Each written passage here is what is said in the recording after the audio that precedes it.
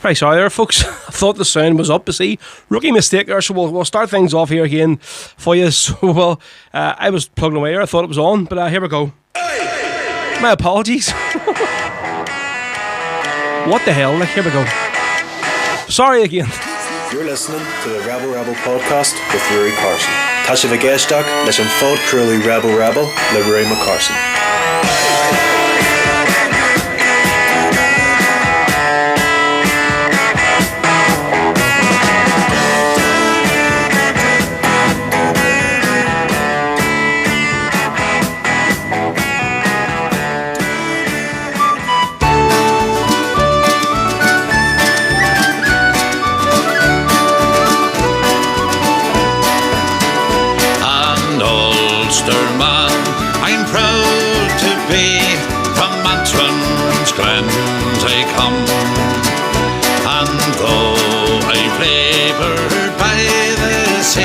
I have followed fife and drum.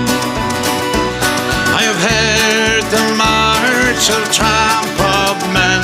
I've seen them fight and die. That is well I remember when I followed Henry Joy. I dragged my boat in from the shore and I hid my sails away. I hung my nets upon a tree and I scanned the moonlit bay. The boys were out the red coach too. I kissed my love goodbye, and in the shade of the greenwood glade I followed Henry Joy. It was for Ireland's cause we fought, for home and sire we bled. Though our numbers were few, our hearts were true, and 5-1 lay dead. And many's a lassie mourned her lad, and mother mourned her boy. For youth was strong in the daring throng that followed Henry Joy.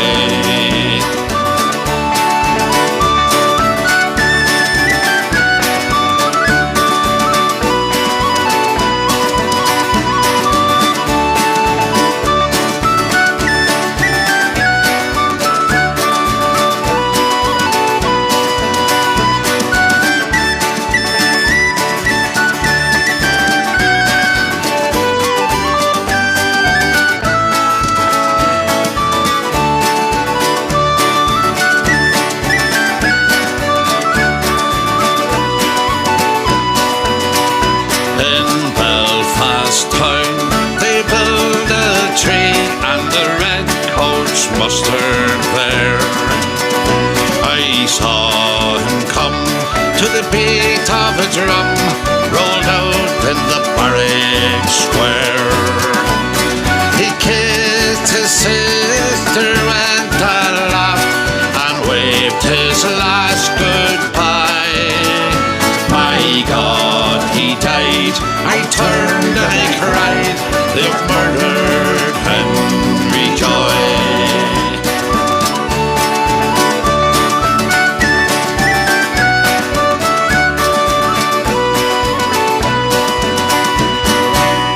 Yes, there you go there. So Henry Joy there for you folks, and welcome along to the Rebel podcast. This is Rebel Sundays here on YouTube Live, and also on my own Facebook profile, directly live from the Prism app on YouTube, which is quite good. So it means if you're friends with me on Facebook, you can catch the stream live, so you can comment through Facebook, which is handy. And also, if you want to jump onto YouTube itself, you can comment as well. So welcome along to you all, folks. I don't know what happened there at the start. I was listening to the way that there song there, and the people's going, there's no sound. Obviously, I just forgot to turn the main volume on the desk up at the start. You see, so always something, folks. Always something in this bloody show each week. But sure, we're going to play on. Folks, how frustrating are Celtic? Seriously, I am the biggest one banging the drum for Neil Lennon, but I don't know. That was just like Aberdeen is always a sort of bogey team for us. It's always always a tricky game to go and play. But Jesus, I suppose we'll take a draw. It'll have to do drop points again, but we'll take the 1 point. Yeah, so that was Tommy Quigley, folks, at the start of the show there, with the great Henry Joy, and that's from a new album that's going to be coming out from Rowan McDonald, all the rest of the brilliant guys up there in Derry. So I'm hopefully going to get Rowan on the show very soon. We can talk about the album. As far as I know, it was finished during the week there, so he's no excuse now to say he can't come on the show. So hopefully we'll get Rowan on over the next couple of weeks, and hopefully he'll have a few of the tracks nailed down. We can play them on the show. So let's get a few shout outs who we'll have listening this afternoon, folks. We'll have Justin McQuillan. How you doing, Justin? Kev Lower, listening from Dublin today. Hugh O'Neill, how you doing, mate? Just we had want to make this more enjoyable. Alex McCaffrey is listening. How you doing, Alex? These are all the comments on YouTube, folks. So they are. Celine McCune, well, Celine, how you doing? Because Michael Ferguson is looking some Celtic songs today to cheer us up. I don't know about that there. I don't think that performance could cheer anybody up today, so I couldn't. Hugh O'Neill, mainly give us a shout out, please, to Tracy Esmond. And that's Esmond and not Tracy Edmund. Tracy, I'm so sorry. Hugh's been on the old comments here on YouTube over the last couple of days giving me grief because I've been announcing your name wrong. So I have all along for your shout outs, and I'm very sorry.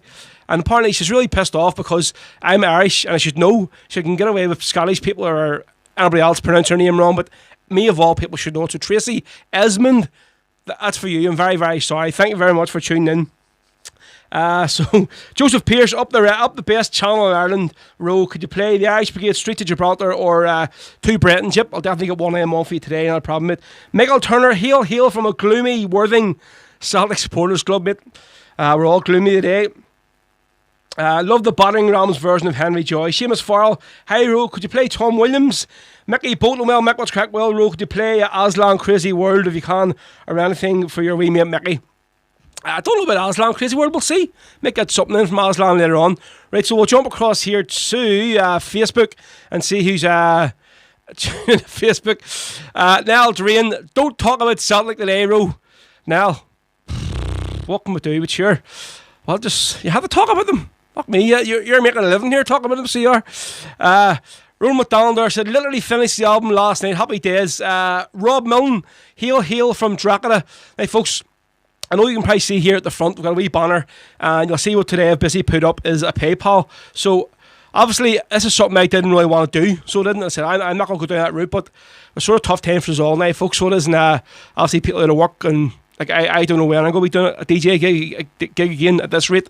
So, folks, all I can say is there's a direct link there on Facebook here and on YouTube, so if you can donate anything towards the cause here for me, I'll be very, very much appreciated, I have to say. So, folks, there's no pressure. Say anything you have, even the pound you throw in for me, it'll be much appreciated. Right, so we're going up here. Next tune for you this afternoon on Rebel Sundays, and I found a great album. Somebody asked me to play there last week about the Blarney Pilgrims. Didn't have any on my hard drive, but obviously the great world of Spotify, I was looking forward to their whole album is up on Spotify. I think it was only uploaded there a few weeks ago, so it was. Barry, Davey, what's the crack, mate? That ain't mad. Barry, see, he had the advertisement himself that he's on the show today. Yes, folks, come up about 3 o'clock. We're going to have the great West Belfastian like myself, only now just a resident in Derry, Free Derry. Great Barry Davey, folks. So Barry's going to be on. We're going to talk about a shite for about half an hour. Plus, we'll have two songs, unreleased songs from Burbua. That's Barry and Andy, do you and me. So they're at to be coming about 3 o'clock, folks. So listen in for that there. Right, so yeah, somebody asked me to play some Blarney Pilgrims last week. So I was looking about, found a great album on Spotify, Marching Down Sackville Street. So this one we're going to do here for you. So this is James Connolly, the Irish Citizen Army by the Blarney Pilgrims. Off the great. I blame the tenants, folks. Why I'm all flustered from this afternoon. So it is. Right, so yeah, Blarney Pilgrims. This is the Irish Citizen Army with a great speech. A great speech about James Connolly at the start. What's it from a live CD is here, so it's fantastic. So hope you enjoy this here, all 6 minutes and 41 seconds. So this is the Blarney Pilgrims with the Irish Citizen Army. This being a reading of the last statement of James Connolly, I quote, "To the field General Court Martial held at Dublin Castle May 9th, 1916. We went out to break the connection between this country and the British Empire and to establish an Irish Republic. We believe the call we then issued to the people of Ireland was a nobler call and a holier cause than any call issued to them during that World War or having any connection with the war. We succeeded in proving that Irish men are ready to die, endeavouring to win for Ireland those national rights which the British government has been asking them to die to win for Belgium. As long as that remains the case, the cause of Irish freedom is safe. Believing that the British government has no right in Ireland,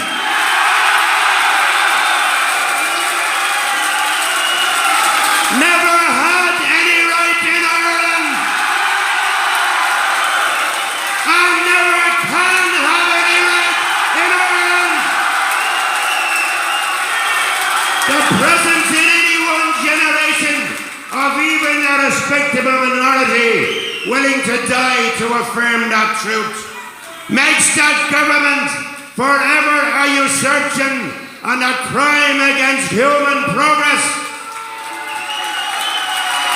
I personally thank God that I have lived to see the day when thousands of Irish men and boys and hundreds of Irish women and girls were ready to affirm and to attest to that truth with their lives if need be. Signed this day, 9 May 1916. James Connolly, Common General, Dublin Division, Army of the Irish Republic. Marching down Sackville Street with the starry plowing high, here comes the citizen army with a fist raised to the sky. Leading them is a mighty man with a mad rage in his eye. My name is James Connolly, I didn't come here to die, but to fight for the rights of the working class, this small farmer too, to protect the proletariat from the bosses and the screws. So hold on to your rifles, boys, don't give up the dream. A republic for the working class, economic liberty. The chant goes up, all citizens, this system is a curse. An English boss is a bastard, an Irish one even worse. They'll never lock us out again, and here's the reason why. My name is James Connolly, I didn't come here to die, but to fight for the rights of the working class. This small farmer too, gig again at this rate.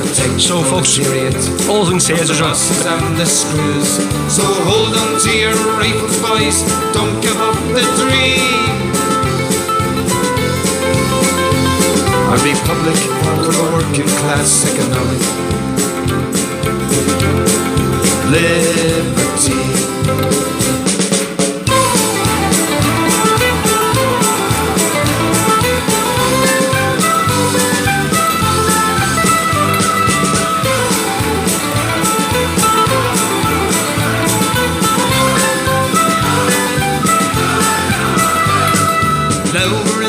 GPO with the bullets whizzing by, with Pierce and Sean McDermott bidding each other goodbye. Up steps our citizen leader, and he rose up to the sky. My name is James Connolly, I didn't come here to die, but to fight for the rights of the working class. This small farmer too, to protect the proletariat from the bosses and the screws. So hold on to your rifles, boys, don't give up the dream. A republic for the working class, economic liberty.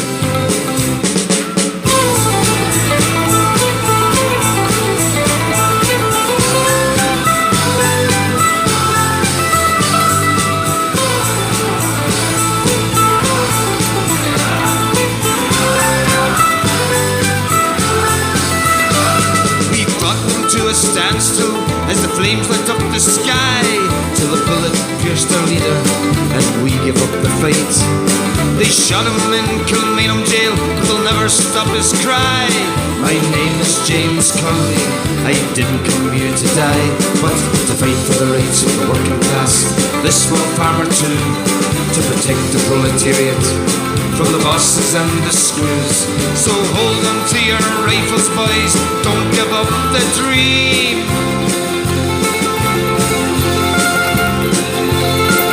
A republic for the working class, economic liberty.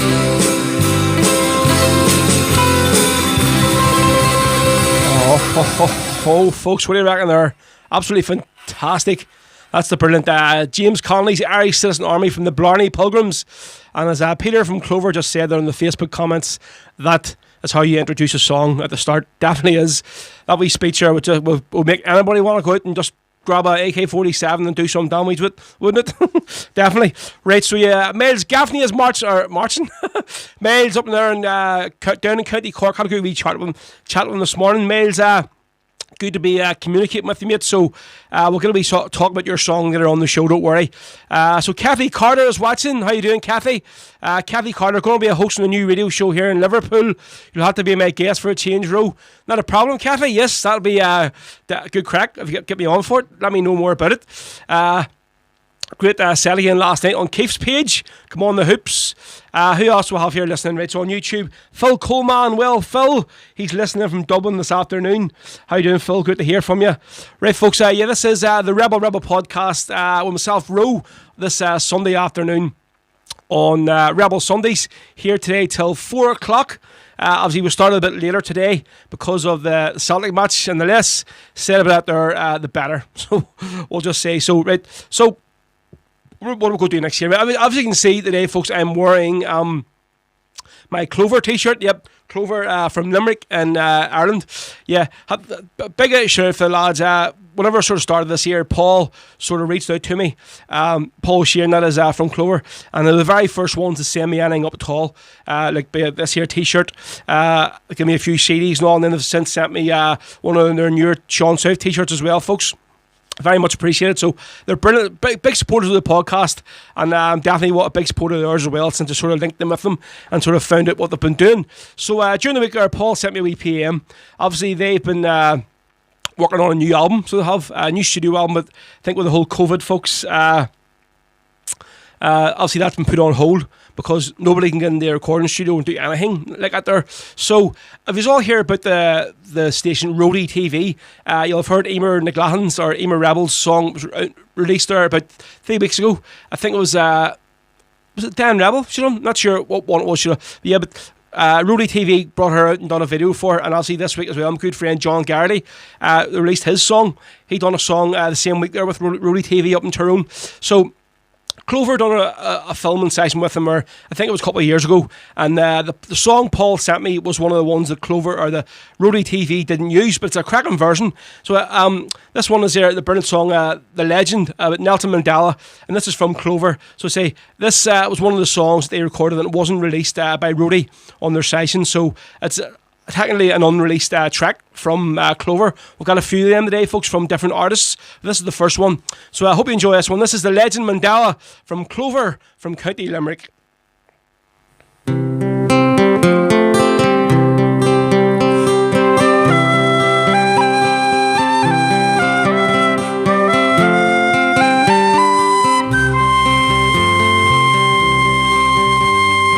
went to see The Legend just the other night in the Yankee Stadium underneath the lights. I heard a man speaking after years and years in jail. His name it was Mandela. He was here to tell a tale. Well, the crowd, they cheered him loudly, but then the silence fell as he spoke about the cell. And although he is free, his heart still feels the pain, for his country and his people are still a part of the shame. Now we hope that we would join him and walk down freedom's road, and that these years would be the hardest, oh, but they would be the last. To join our hands together so that we might be as one, bring ourselves to the cause, so this battle it would be won. Well, I went home that evening, I fell asleep and I had a dream.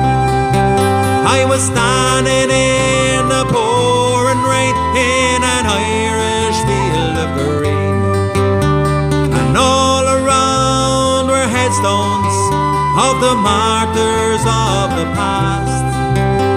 I stood there in silence and they spoke to me at last. Kevin Barry is my name, I was tortured in a cell. Oh, they wanted the names of my comrades, but this I could not tell.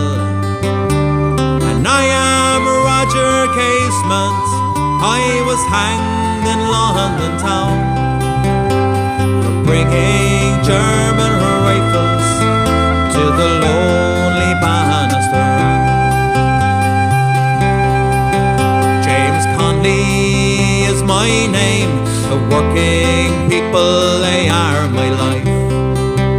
And they shot me down in Kilmainham jail in Strife.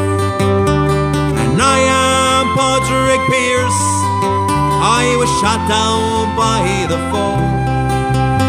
I read the proclamation on the steps of the GPO. Well, the next voice that I heard, it says my name is Bobby Sands, and it's good to hear Mandela's words ringing through the land. I want to hear them in Belfast, in Derry and Tyrone.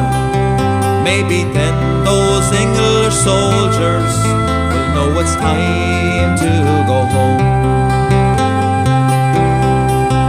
Well, I woke up the next morning, I remember them all. And who would believe that they tore down the Berlin Wall? So now I said, Mandela, oh, can this really be? Maybe now we will see Ireland reunited and free. Maybe now we will see Ireland reunited and free.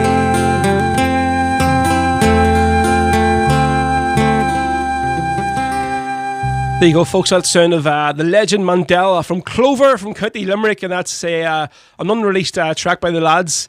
It was basically put out there. It was recorded for Ruairí TV a while ago there, and obviously it's one of the ones I didn't use in the channel, but obviously it hasn't been released on the CDs. Technically it is an unreleased track.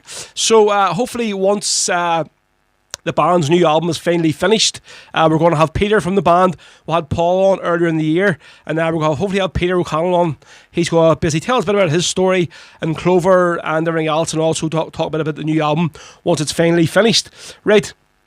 So Hugh O'Neill, don't forget Terence McSweeney, 100 years ago today, along with Captain Michael Fitzgerald and Hunger Strike. Not to worry, I'm going to do a wee bit on that there song in the next part of the show. Rebel Roots have released a new song, Shall My Soul Pass Through Old Ireland, so I'm going to play out there one for you, and that one is all in memory of Terence McSweeney, who 100 years ago today, folks, he died in Brixton Prison in England on hunger strike.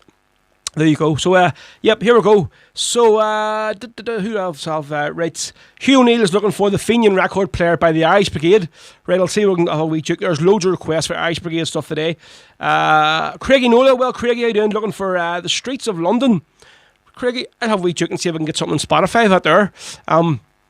So, well, right, who else do I have here? Loads of people listening in on Facebook, folks, on my... So, if you're friends with me on my personal page on Facebook, this show's linked directly to my page today from the Prism app on YouTube, which is very good. So it means you can comment as well on the Facebook post, and I'll get it on here on the YouTube post if you get me. So there we go. Pete McKeown. Well, Pete, how you doing? Hail indeed. What do you reckon today, mate? Is it time up for Lenny or what? He made a few brave choices in the starting lineup today, but still didn't go well for us. So it didn't. I don't know what's going on. Just to know, Aberdeen's definitely a bogey team for us, but still, I think the day was D-Day. So we'll go do this one here. Somebody asked me at the start of the show where to play a bit of Damien Quinn, so I'm going to do this one here next night for you. So could this be the last farewell today for Neil Lennon? Hopefully not. I want to see him stick around to the end of the season and lift that trophy, because I think there's nobody more fitting of doing it than Neil, personally. But he's on the soapy rope as we speak. So here we go. This is Damien Quinn with My Last Farewell.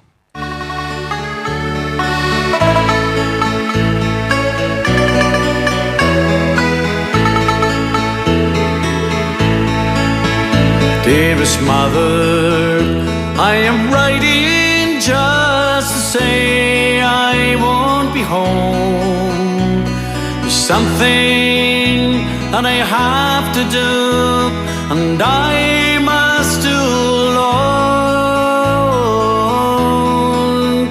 Then they took me and they put me in this lonely prison cell. Tonight my thoughts are with you as I say my last farewell. Won't you say goodbye to Margaret, Mary, Bridget and me Hall? I have no words to tell you how much I'll miss you all.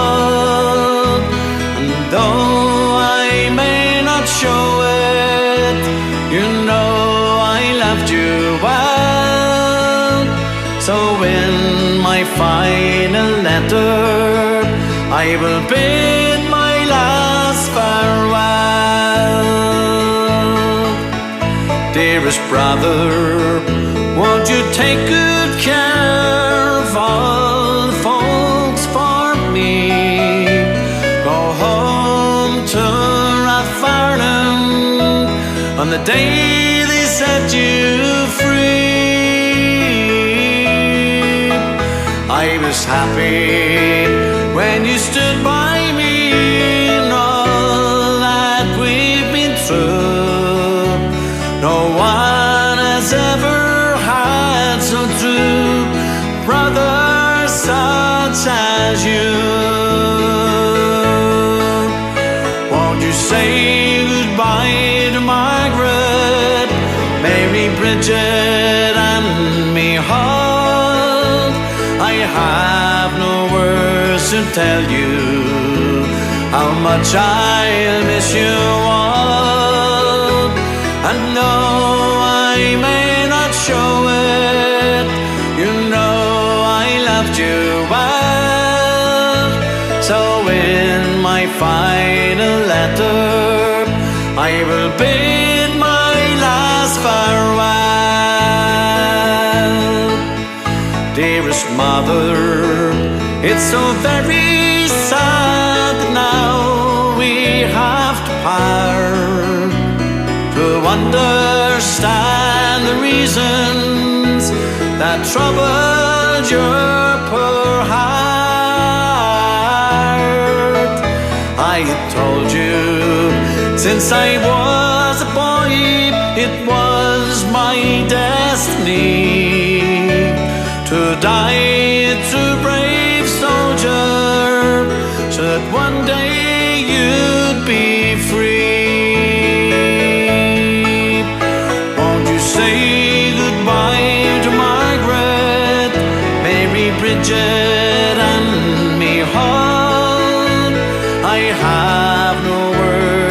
tell you how much I miss you all.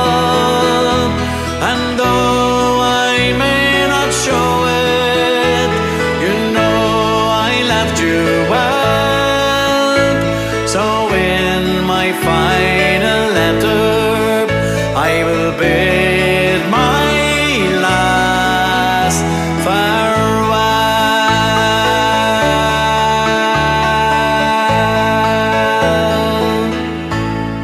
Yeah, it's in the great Damien Quinn, my last farewell there for you, and say hopefully that is not.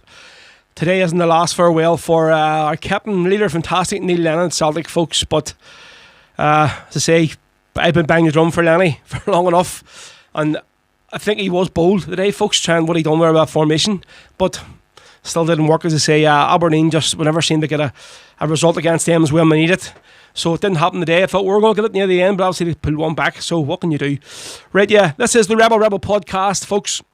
And myself, Ro. This is Rebel Sundays, and we're broadcasting live from YouTube and also via the Prism app on my own personal Facebook page. So if you're friends with me on Facebook, you can jump in and watch the stream and comment on it. And then I'll be able to see the comments here live on the YouTube feed, which is fantastic, I have to say. Opened up definitely doing YouTube has definitely opened up a few new listeners to me, because there's so many people, folks, that don't actually use Facebook. So there is. So a lot of them are saying, yep, we only use YouTube, so it's great to be able to tune in every Sunday. So that's great. And folks, as you can see here, I don't want to harp on about too much about this here, but I've seen a few people commenting on it already. As you see at the front on the wee banner at the front of me here, it should be just down here. I'll put a wee PayPal link up. It's on the Facebook and at the top of the stream for YouTube as well. So, as you know, folks, it's tough times for us all. So it isn't. I say, I don't know when I'm going to be DJing again, and it's when you're sort of, it's a constant sort of employment you have. It just gets took off you. It is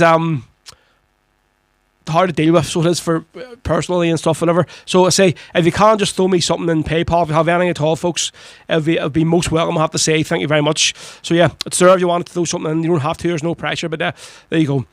Right, so what are we going to do next? Yeah, during the week as well, so another bit of new music today for you. Good lot of few new songs this afternoon. We had Kathy Carter on there way back there on the Wednesday night show. So she's a great sort of Republican, rebel Irish singer from Liverpool. So to say, Scouse, Irish and proud they are. The Irish definitely have a great sort of following, and there's so many Irish people live over there. So another one of those is Shay Dolan. So he's released a new album this week. My father is a Fenian, my uncle are Fenians. So obviously it's just been released on Spotify. So if you're on Spotify, go and check it out. Shay Dolan's new album. My father is a Fenian, my uncle's a Fenian. So I told him this week I'll play a couple of songs for him. And I'm hopefully going to have Shay on the show as well as a guest over the next few weeks as well, which is going to be great. So yeah, this is the third song off the album, and this is The Boys of the Old Brigade. So it's a bit more livelier now over them last couple of songs. So yeah, here we go. This is The Boys of the Old Brigade from Shay Dolan over in Liverpool from his album that's on Spotify now. My father is a Fenian and my uncle are Fenians.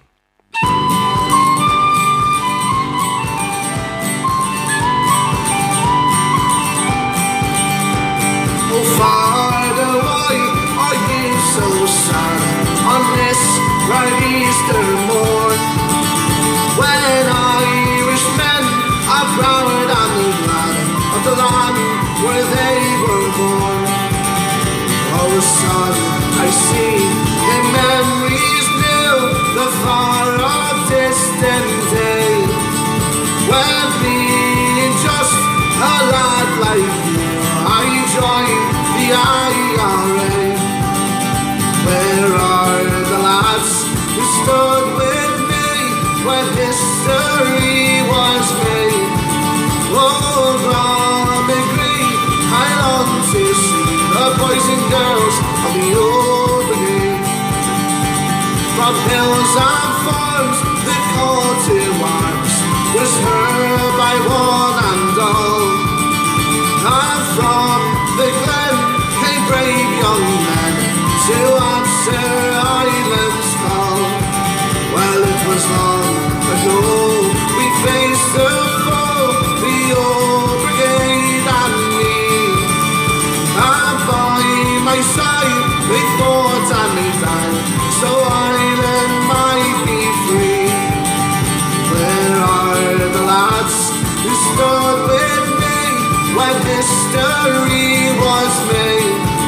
Oh, Ruairí, I long to see the boys and girls of the old brigade.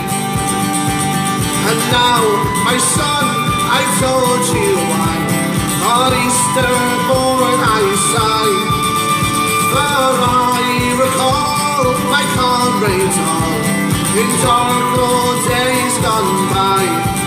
Well, I think of men who fought in Glen with rifles and grenades. May heaven keep the lads who sleep from the racks of the old brigade. There are lads who stood with me when history was made. Oh, Ruairí, I long to see the boys and girls of the old brigade. Where are the lads who stood with me when history was made? Oh, Ruairí, I long to see the boys and girls of the old brigade. Yeah, it's on Shay Dillon there for you. That's the Boys Blue Brigade from Shay's brand new album. It's been released this week on Spotify, so it has that there. The album is called My Father is a Fenian, My Uncles Are Fenians. And great album, folks. If you're on Spotify, jump onto it. So Shay is an Irish rebel ballad singer from Liverpool. As I say, folks, Scouse Irish and proud. So many great Irish singers and Irish people living over there, folks, and we've got a great following. And I say Kathy Carter banging the drum for us all there. She's there. She was on again last night, so she was on Keith's page. Not too well feeling, but she was on and getting it out of her. So well done, Kathy. Had we listened to the stream? So we did. Right, so a few more people in here. Sammy Marshall. Someone said so strong of a comment. That's Sammy listening over there in Republican Coatbridge. Davy Garland is looking. Pick McFarlane, Terrorist or a Dreamer. Yep, I'm going to get that on some stage this afternoon there for you, mate, not a problem. So Hugh O'Neill is just coming here on YouTube saying we need a fully fit Griffiths and Edward back in, and Neil Mann is definitely the man for the job, so don't we have faith, folks. I have got faith in Lenny, honestly. Even some of the stuff I've read this week from so-called Celtic supporters, like, be ashamed of yourself, some of the abuse this man's been getting. He's been spoilt for choice, spoilt rotten for the last 9 seasons. How many trophies? And that man has been majority of them. The man is responsible for the majority of them. And this is what the way you're going to treat him. Shameful. Right, so what are we doing next here? Right, so obviously Hugh commented there about, so today, so 25th, this is the 100th anniversary of the death of Sinn Féin Mayor of Cork, Terence McSweeney, over on hunger strike in Brixton Prison in Britain, folks. So during the week, Rebel Roots, which is Jared and Styx, they've basically just finished their new album, and it's going to be released very, very soon. So I'm not sure if this here song is going to be on the album or not, but I know it's one they've just recorded. So this is a song in memory of Terence McSweeney. So it is. Where are you, Styx? Right. So this is called "Shall My Soul Pass Through Old Ireland." And this is a new tune sent to me this week by Styx. It's from Rebel Roots up there in County Tyrone. And look out for their new album, folks. I think George's going to send it this week, and we'll hopefully maybe feature it next week and get a few of the songs played. So anyway, yeah, the memory today, the 25th of October. This is 100 years to the day to the death of Cork Sinn Féin Mayor Terence McSweeney, who died in hunger strike in Brixton Prison. And yeah, this is "Shall My Soul Pass Through Old Ireland." You see, you've got to play this now. This is this here, what doesn't wanna. Here we go. In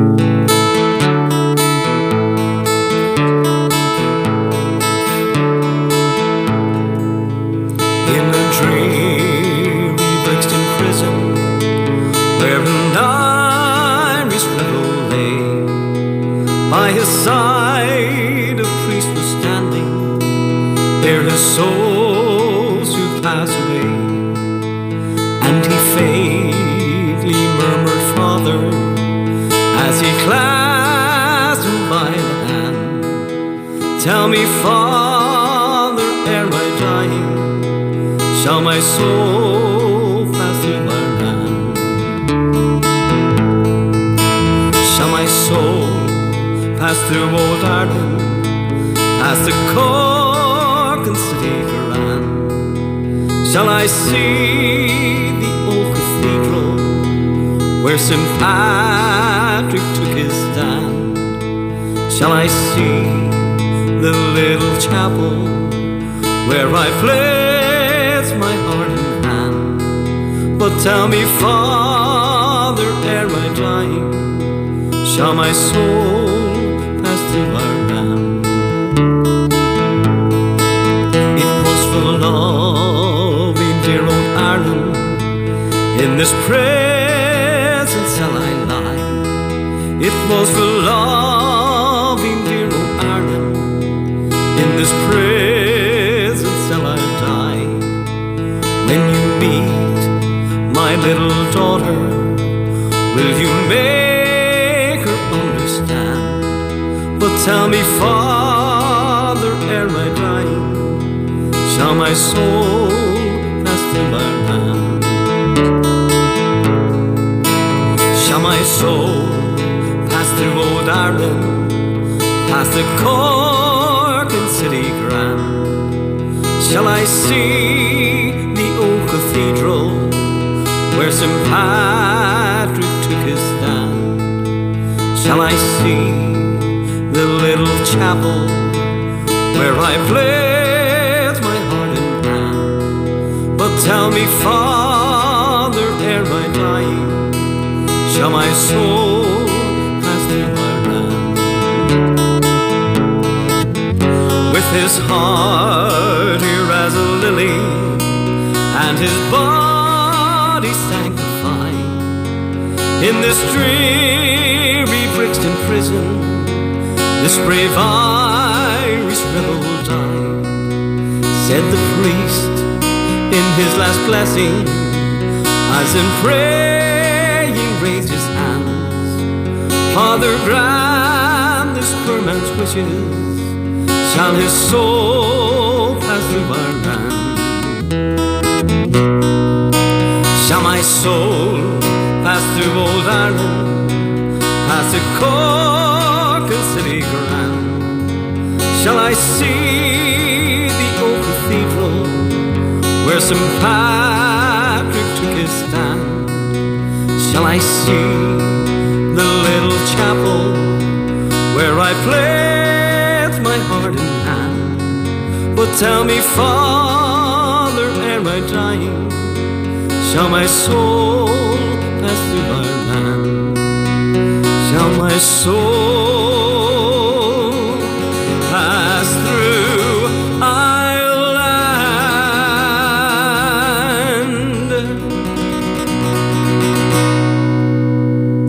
Folks, fantastic there for you. That's the sound of Rebel Roots, which is Jordan Sticks there, with Shall My Soul Pass Through Old Ireland. And I'd say to Jared Glacken there sent me out, I would say Sticks sent me it last week, so he did.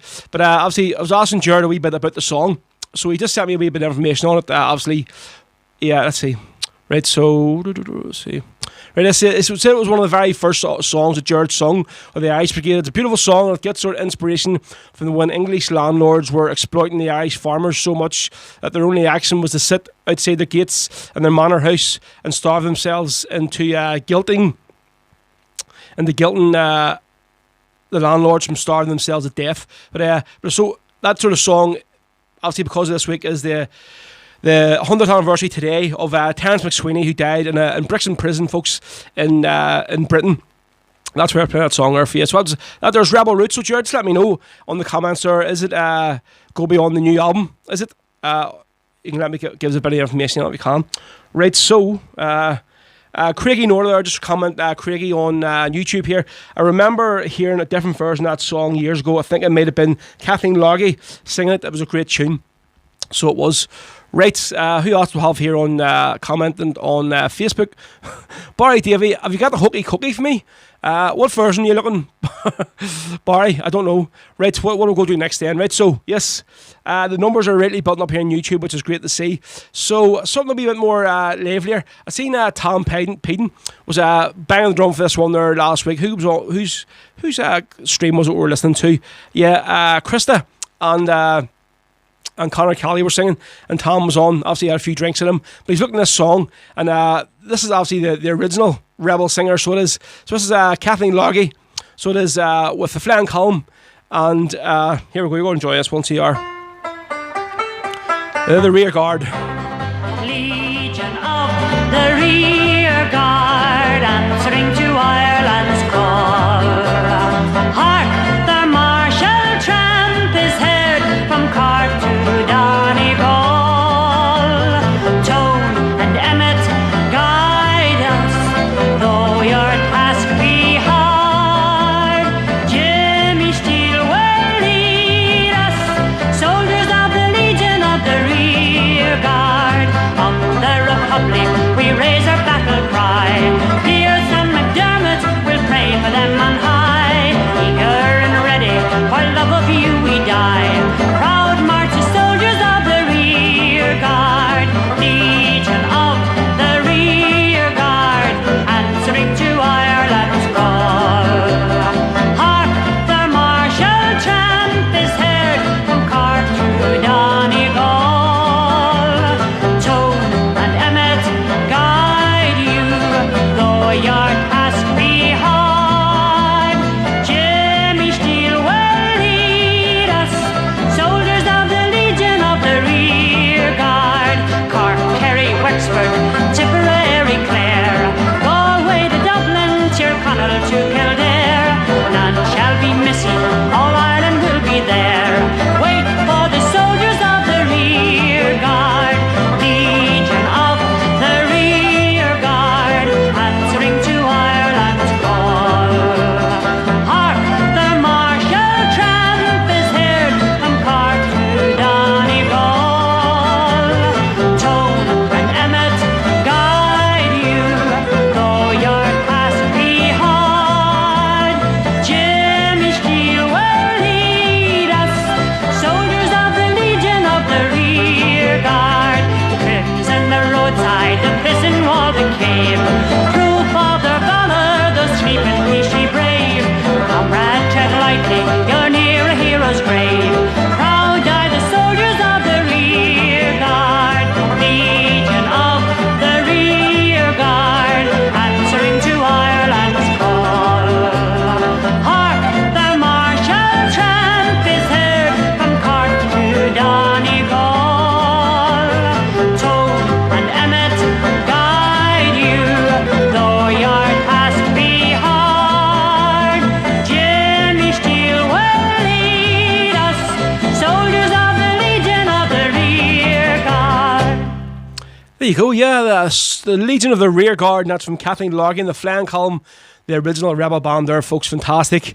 Right, so we're going to have Barry Davey on, folks, in the next 5 or 10 minutes for you. So what we're going to do is, obviously, Barry has sent us over 2 songs. They're 2 new tunes that haven't been released yet from Burbua, which is the new band formed between Barry himself and young Andy Docherty, also from Derry. So the first one we're going to play is the Lonesome Boatman. So obviously, you know how good wee Andy is on the whistles and the flute. So this is it. This is the Lonesome Boatman from Burbua, featuring Andy Docherty and Barry Davey. And after this here, we're going to get Barry on the phone for our wee bit of interview, a bit of crack. And yeah, so there we go. This is Burbua. Hope you enjoy this one, folks.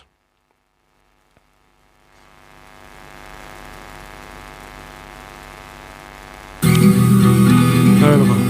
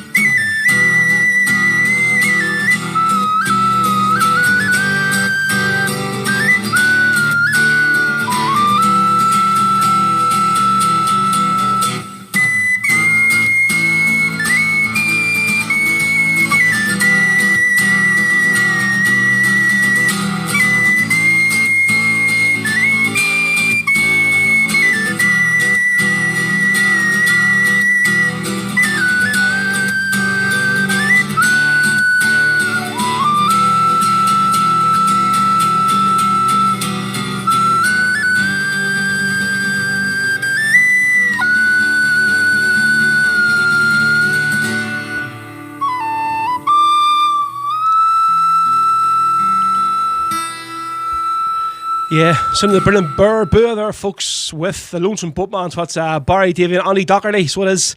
So here we go. Let's get Barry on the phone. We'll do our today's interview. So, usual again, Facebook Messenger. Hopefully Barry's shady iPhone or whatever he's using actually connects to this here. A little bit of luck. Here we go.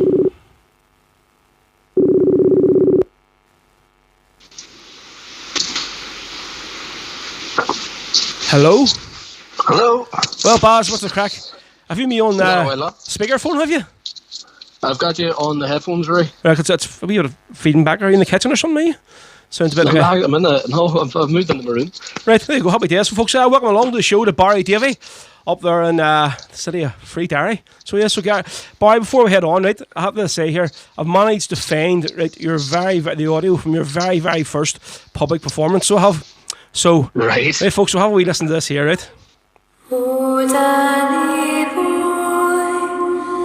the pipes are calling from glen to glen. What do you got there, Barry? So, folks, I'm only joking. Yes, obviously, Barry sort of told me that we were talking, and he sort of started out obviously singing in the school choir. So he did. So that there was from actually, folks, it wasn't actually Barry. Don't be, because I'm sure when he was that young he didn't have a voice like that there. So he didn't. So yes, no, better. Better. So yes, obviously, so that's where you started off in the school choir. So when did you actually move to Darien from the God's country here in the Wild West? We moved from Iris Drive, the Lower Whack, in the Rhine Beach mine. We moved in 1996. 96? What age were you August 96. I was about 5. You were 5? 5 years of age, yeah, 5 years of age. There you go. So do you remember? So we were up and down riding regular. Go ahead. Do you remember much about living here in the West, like at that age? Like? Oh, aye, definitely. Saturday afternoon spent in the park centre and having to go around to Daisy Hill Nursery Monday to Friday. And like all my family's still down there. They still live in Andytown, or some of my uncles actually still in Iris Drive, or in and around Clonard. And we would have visited riding regular. We still do. Try and get down as much as possible. Obviously, can't do that with COVID taking the reins and everything here. But that's it. we're still trying to get down as often as possible. Like, so I still see myself as a Westie. Well, your little Derry accent's creeping in more and more like Derry Barry than it is than your Westie. Don't remind me. Well, but we'll still claim you. You know, for always. Even your Cruncher's still Westie, even though he's living in the New Lodge most of his life, but he's still a proud Falls Road man. Yeah, so he is. We all know, Rory. We all have our crosses to bear, you know. Mine just happens to be Derry. So obviously, from moving on from the school choir, right? And I'm dreading this here whenever Josie brings home a recorder or some kind of fucking annoying instrument to the house. So, what is that? What sort of got you playing an instrument then? Like one of them stupid recorders, like? Pretty much, yeah. But I absolutely hated it. I mean, it's so. It's like regimented. It's really like, see that noise. This is how to play. I can still hear. Oh, fuck, Jesus! I can still hear my head now from school, sitting there. My sister actually had one. She brought one home. You're like, Jesus, Thieblay Mace or something, whatever the hell it was. They used to get you to play. Yes. Aye. So there was Thieblay Mice, and I sort of in the spare time just started playing, like songs that I liked, and very, very poorly at that age. But as I got older, I sort of developed it a wee bit more. It was just like, I can hear what I'm playing. You know what I mean? Right. So obviously, would have been like the first song you played then, or like Thieblay Mice? It would have been something like Three Blind Mice or Hot Cross Buns or something stupid. What the hell? Right. So obviously, you were growing up there, right? In a Republican sort of house, and probably Republican music always being sort of played in the house. So who would have been like the first bands or groups that you would have heard? And like, so also, obviously you just said about Shabeen and Earl, but your man would do a bit of singing as well. You told me. Yeah. My mum would have sang, subconsciously she would have sang the rebel songs like Four Green Fields and the like, just sort of while she was doing the washing up or whatever. And I always sort of listened to what she was singing. Sometimes it would have been hymns and that, but we'll not get into that. But yeah, like Kathleen Largy and the Flying Column. Yeah. We had this like the original, album the in the vinyl, house. probably. Yeah. Fuck's sake. So we've been. The vinyl probably has gone missing at this stage, but we ended up getting the CD as well. And I remember being 11, 12 years of age, not really knowing what's happening around me, and sort of sticking that on the CD player. And there was a couple of tapes from USA 94, right, of all Irish songs like Fields of Athenry and stuff. And I was like, I really like that song. And then, of course, getting older and older, my sister would have been listening to the likes of Shabeen and Airog in her room, and always sort of listened to hear what they were shouting, because there were just these mad men from Scotland being like singing about what I didn't know much about back then, but obviously I do know now. I'm thinking, this is really energetic. I love this. I think probably like at the album that Shabeen recorded in the Cragen, like it just very you're saying there, just like I don't know, like they started that album off with the Sam song, like, and how Alan Quinn continued on to that whole CD by starting off with the Sam song, like you can hear as it goes down, his voice just goes lower and lower and lower and lower, like, and he's trying to shout it. So he was like, fuck's sake. But so obviously you got an electric guitar first then? That was like your sort of first instrument your parents bought you? Yeah, reluctantly. My dad definitely didn't want me to have it. Probably just for the noise factor, to be honest, and the fact that I had no idea what they were doing, what I was doing. Yeah, like I was about 13, 14, maybe 15 when I got the electric guitar outfit with the guitar, the amp, the bag, the strings, the strap and all, and thinking, I am going to be the next Jimi Hendrix here. It's nailed on. And then, because all my mates were all playing guitar and they were all really good at it, and I was like, yeah, I want to do that. I could do that. That looks easy. No. It must have just sat there for about 5 or 6 years, untouched, me picking it up the odd time and trying to play like Wonderwall or something, or Deep Purple, Smoke on the Water, and being absolutely shite, for lack of a better word. I'm one of them ones that always like, well, Laura will always say to me, what do you want for Christmas, whatever, and she'll just get me whatever I ask for, and through the phase like, I want to play golf. So she got me golf clubs and everything. All my parents and her parents bought me everything I needed, and let me out playing golf for like twice. And then the stuff was like just giveaway. And then about 3 years ago, I said I want to get a guitar, because I was really getting obviously and then she went and bought me this sort of obviously a learner. It was just like an acoustic guitar, and I got everything for it. And she's got this thing going on in this corner here. I noticed, you're not going to touch it with her. And see him tried a few, and I just hung with the fingers for it. I mean, maybe for drumming, but just see the fingers. Yeah, see, you think that too. Like I've been a drummer myself, obviously. That's sort of how we've created a friendship, was through the flute bands, really. So I mean, like, we were both drummers, but like, I mean, I can still play guitar, so there's nothing sort of. It's just my sausage fingers, then. You know what I mean? But that's what I was going to ask you next. Sometimes that works better.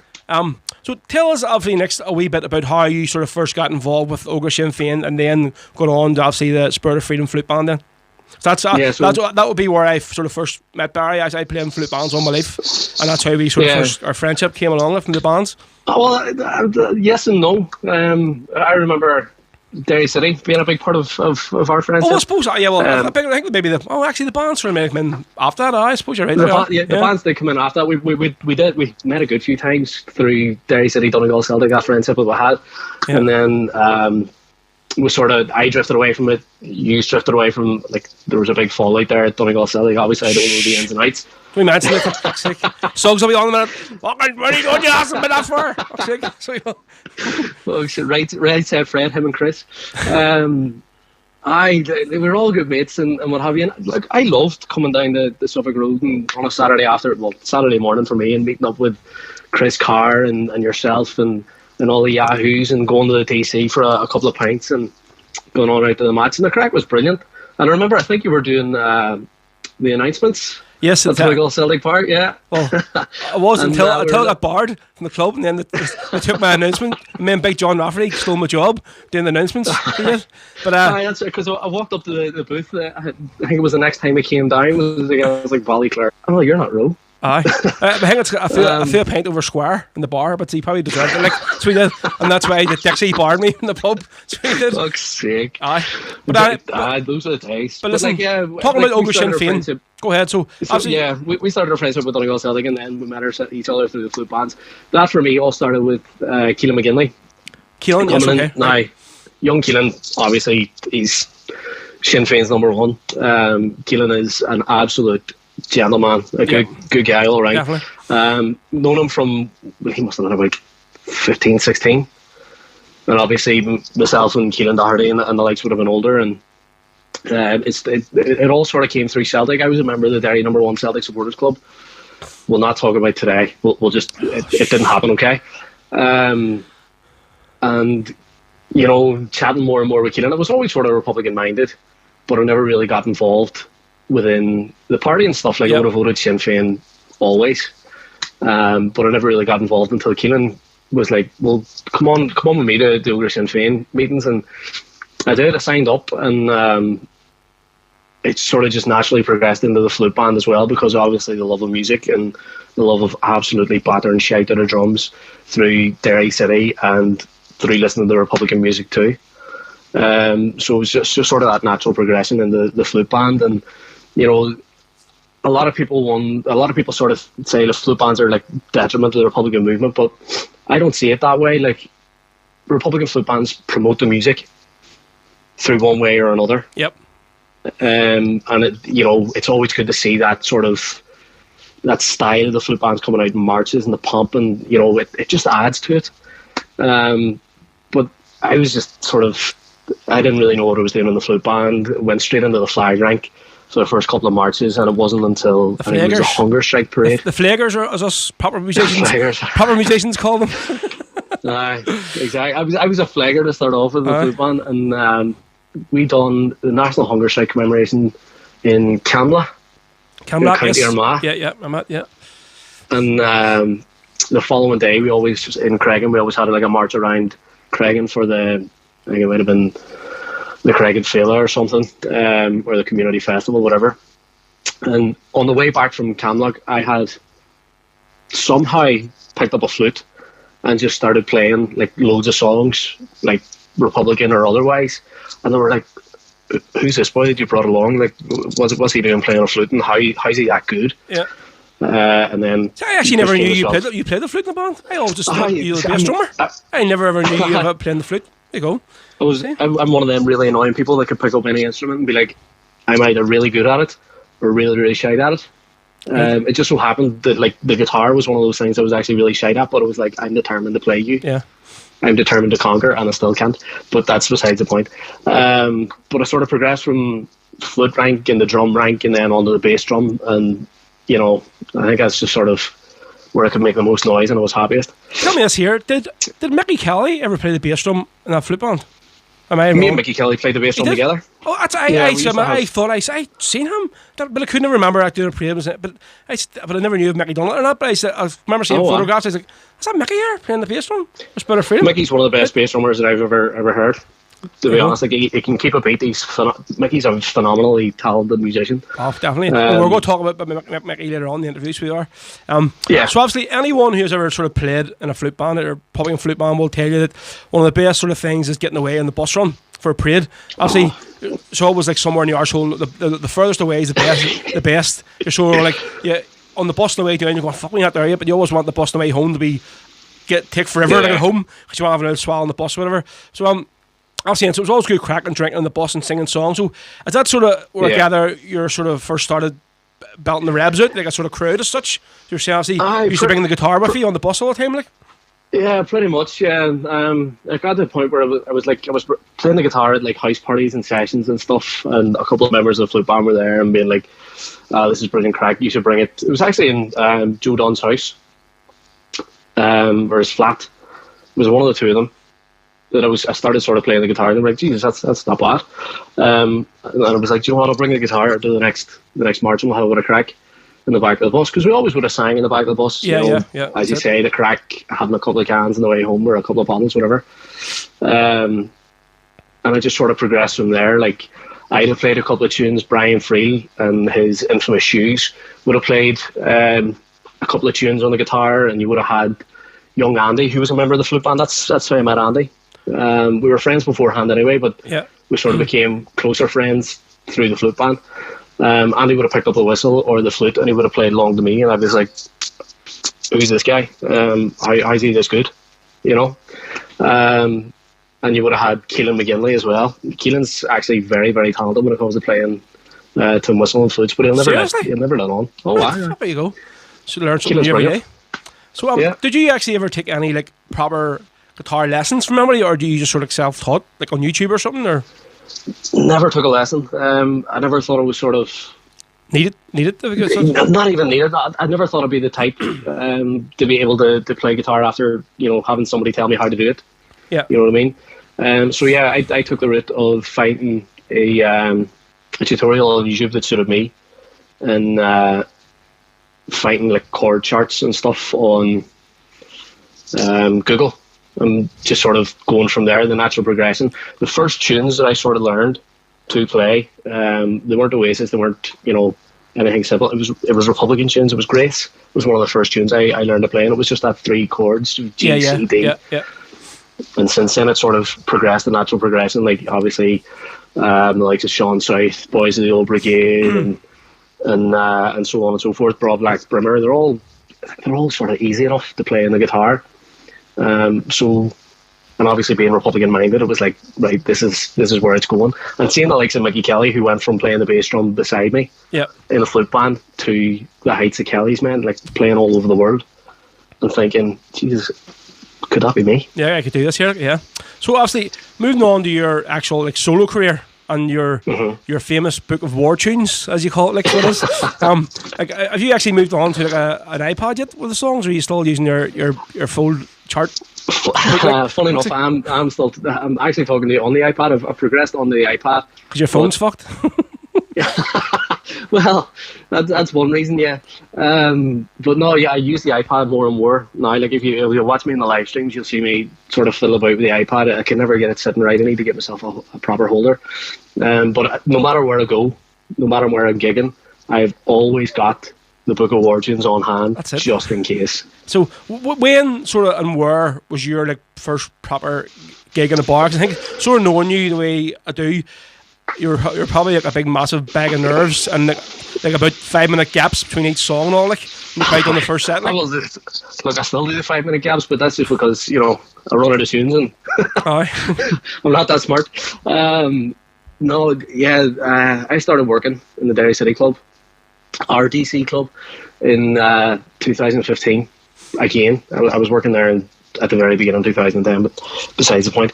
And they were always on the lookout for new musicians and stuff. Right. Okay. And like obviously, at the time, I was able to put myself forward to play there. I progressed on to learning a few more songs and just Boys of the Old Brigade and the Old Hat that you would hear at lock-ins or parties in somebody's houses or whatever. And I'd learned a few like Oasis, Beatles, Van Morrison, Don't Ask Why. I had a good at least hour and a half set to me. They were looking for 2 hours, so I sort of bluffed the extra half hour. But the DC Club gave me my first sort of gig, proper paid gig anyway, on St Patrick's Day. Me and Joe Dunn, another brilliant flutist. Right, okay. Never knew that as well, right? They hide these things, and I don't know why. But me and Joe was absolutely steaming at the time. But we played St Patrick's Day at the DC Club, and I thought it was alright. There was a couple of times when we're like, maybe it's not alright, but I thought it was alright. And I just sort of progressed from there. Like, I played a couple of, like house parties and stuff where like Sean McMonagle or Collie Kelly and a load of other sinners would have been there. And fair play to Sean and Collie, they gave me a massive break and like giving me an hour set or a half-hour set, as well as Keelan McGinley too. Like before functions and stuff, like before the main act came on, or before Keelan was DJing, they would have put me on for an hour, half hour, and that really sort of boosted the confidence. But that first gig that I ever done, I was shaking like a leaf. Sure you were, mate. Fuck's sake. Sure. Do you still get them nerves? If you don't get them nerves, like, what's the point in doing it? But it's probably the same. See myself, like when I do I can go do a gig anywhere, but see when I do weddings, like I've done, I say easily 400 weddings now. Like, but in every single one, I'm like just a bag of shit before I go on, because you're like, this is these people's most important day of their life. If you fuck this up here, you're going to like regret it and just. But I think as well, if you aren't nervous, you're not doing the job properly. I mean, you should be nervous at every gig. I'd say you're only good as your last gig. So you are like, I mean, you could do one and not do another one again because you've been that shit. I mean, the previous one. Like, But Exactly. obviously over the last sort of 4 years, you're sort of properly gigging on stage and your confidence is really growing. I have to say, 'cause I've been following you and pushing your stuff in the podcast, well, right? So you've sort of earned yourself a residency in Rosie Joe's, right, in Derry every Sunday. So tell me a wee bit, obviously, then about over the last 4 years, so sort of that first gig to where you sort of are now, like, in about 5 minutes. We had, obviously, the likes of Mickey Kelly and Kelly's Men, their progression from playing, upstairs in the castle, really, really small venue, but a great venue nonetheless, to playing like massive venues and stuff. And they were always, like, Derry was always on the lookout for new music. Yeah. And I had sort of played, gigs around the DC Club, the odd one in the Dunlow Beer Garden, which is a big venue for like local musicians playing normal tunes. Yeah. But there was never sort of a Rebel Sunday other than the Castle Bar. When the Castle Bar started off with like Ricky Nixon and of course Krista, fantastic. Mickey Kelly, who played a part in running the Castle Bar at one stage. He owned it first, didn't he? He was one of the first partners in it. Conor McLaughlin was Saoirse, another absolute gentleman. Yeah. Alvin Norby, another local musician and a gentleman too, and of course Mickey. We all know Mickey, how talented he is. So I started off in there, and it just sort of, Rosie Joe's opened up, and they were like, we want to do Rebel Sundays. And Mickey Kelly put my name forward, because Kelly's Men have played in there right and regular. Fantastic venue. I played in there before under its previous name through the Free Derry Fella that Sinn Féiner, Collie Kelly organised. Yep. And the one Sunday, it took Big Chris, the manager, it took him about 6 weeks to try and get me in. It was booked solid and playing the Castle or playing somewhere else. And when he got me in, like that was it. From there on, it's just over a year that I was doing every Sunday in there. And it was brilliant. Yeah. So we'll sort of talk now a wee bit about your, I have to say, the passion for Derry City, right? So you sort of, I don't think you're the average fan. Probably like every picture I've ever seen you in, you've been wearing some kind of Derry City training top or a tracksuit top or a top, whatever. So when did you sort of first follow in the club? I first started following the club around 2003 when they played Barcelona in this big glamour friendly. That's when was Ronaldinho in that? Ronaldinho's first ever game for Barcelona. Remember that? And that was the old Umbro kit one that they wore. Yes, it was. Yeah, remember that? Huh? Brilliant kit too. I would have loved to have one, but I don't think my mum and dad never thought it was going to be that serious about Derry. Obviously, my dad's a big United man. He would have been a Distillery man back when they played at Grosvenor Road. But like I sort of followed United and Celtic, the usual claptrap that you fall into when you're young. Speak for yourself, like, fuck's sake. Yeah, well, maybe not United. Maybe not United, but yeah, Celtic obviously, definitely. But I never really got taken to a game until 2005 when my dad sort of reluctantly took me to a game. My first proper Derry game, the first one that I went to see Derry City play, was Liam Coyle's last ever game against Finn Harps in the Derby. Right. And it was a relegation playoff. If we beat them, we stayed up. If we lost, we went down. And we ended up beating them 2-1 in extra time. And I just sort of caught the bug after that. But yeah, I mean, it's just a local football club that I've sort of got into my blood. Like I live and breathe Derry City Football Club, and obviously this year's been shite off the pitch with the whole COVID thing, not being able to go to games and stuff, and obviously worse, Shamrock Rovers actually won the league now as well. What's probably kicking the balls? Don't talk to me. Finn Harts aren't getting relegated automatically. They have to go through the playoffs, so it's just been an all-round shite season. But tell me this here: why is it? I don't really follow like League of Ireland football. What is the crack with the whole Friday night games? So I tell you, all the matches are all playing on Friday night. Yeah, so it's partly to do with back at the time they organised games that we played on Saturday or Friday nights. A lot of the players were part time. They would have been working Monday to Friday 9 to 5 jobs, and then you're trying to compete with 3 o'clock kickoffs on a Saturday. People want to sit in front of a TV and watch results come in. You'll not actually watch the game. Well, you will watch the game now thanks to COVID again, but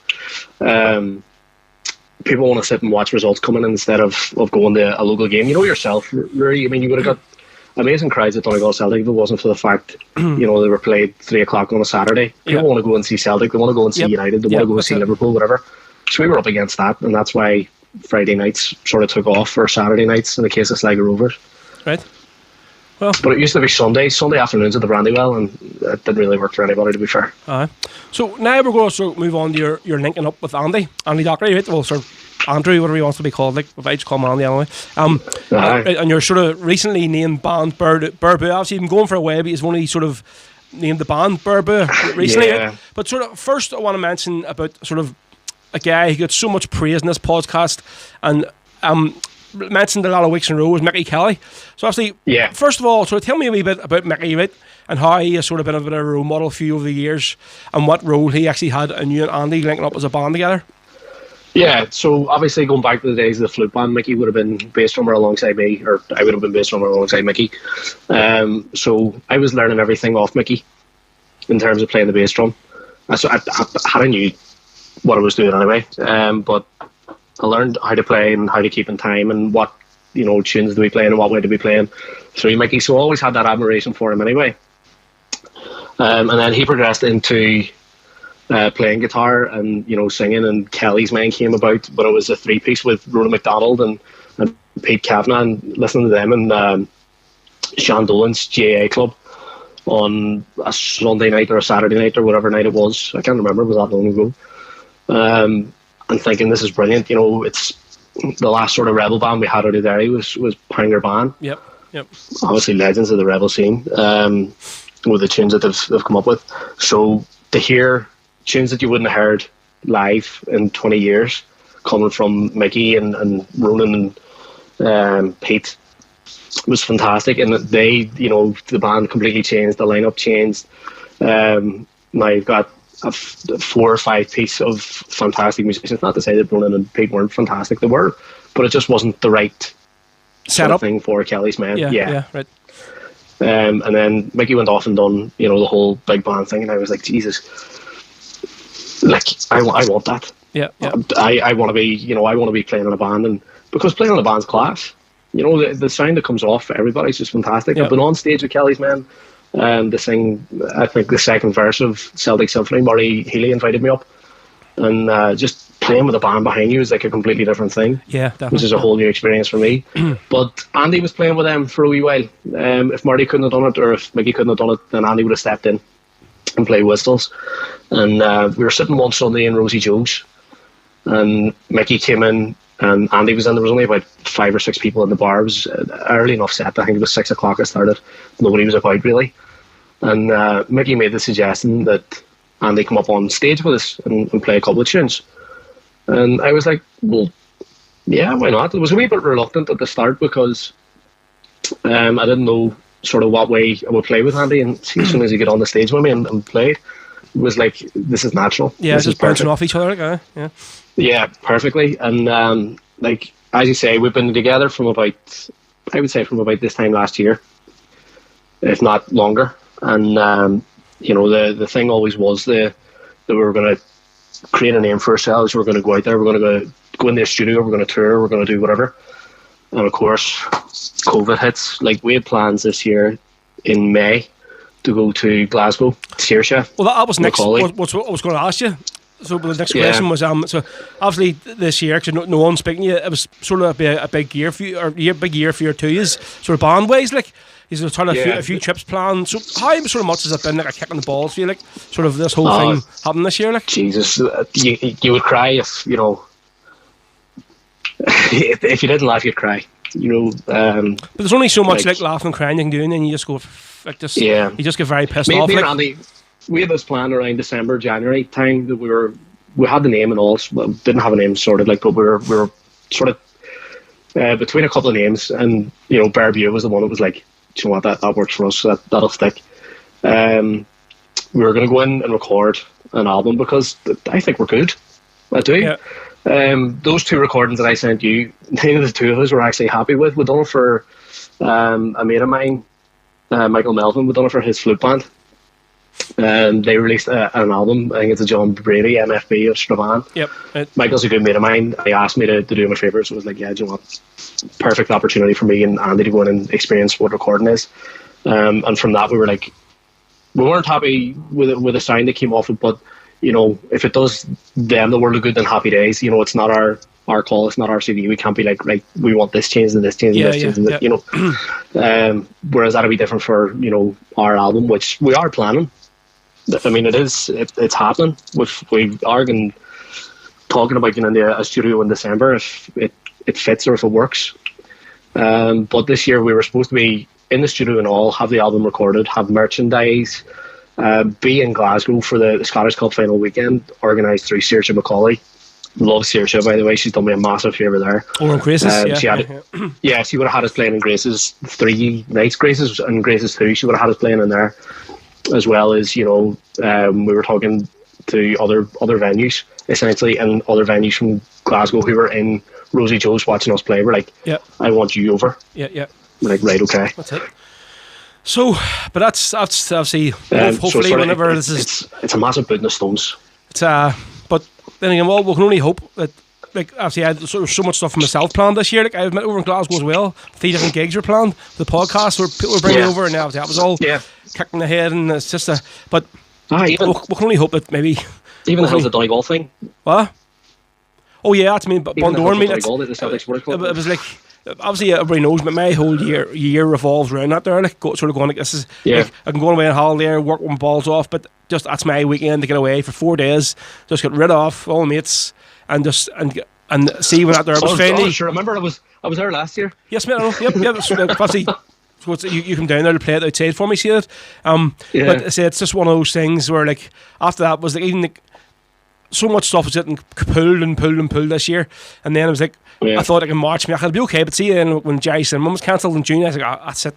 The whole year is just a write-off, and no way I even thought like that fucking Bundoran's there, that's September, and then I kept going like, this isn't going to happen. And it was just like, but sure, mate, we can only just hope and fucking pray that hopefully next year something happens.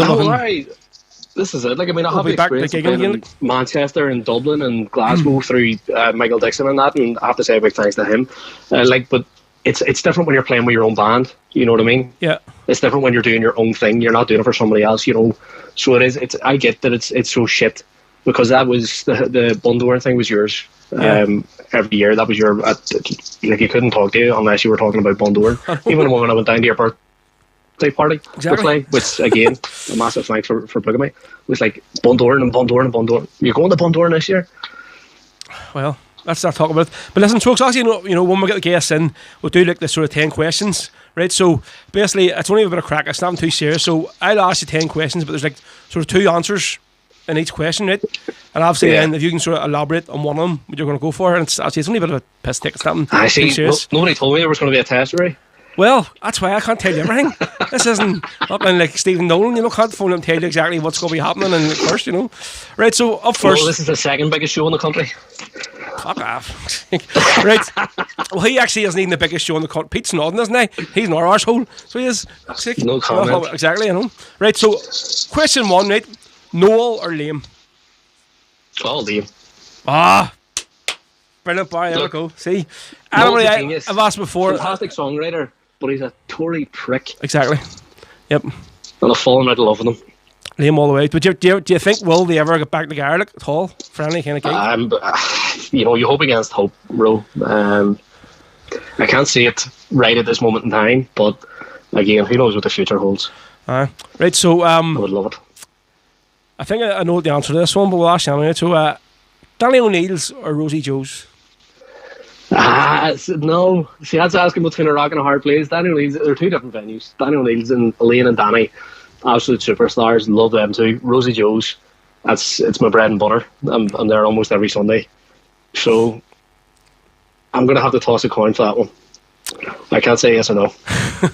Right. So I remember you speaking about these 2 guys with as much passion and probably as much hatred and annoyance. Yeah. So Kenny Shields or Stephen Kenny? Oh, Stephen Kenny. Seriously? Over Kenny Shields? And I can absolutely. remember talking to you at a DC match 4 and you were going, but Kenny, he's ruined our club and all this here and blah blah, and like he's arsehole and this and that, but definitely over Kenny Shields, like. Have you ever spoke to Kenny?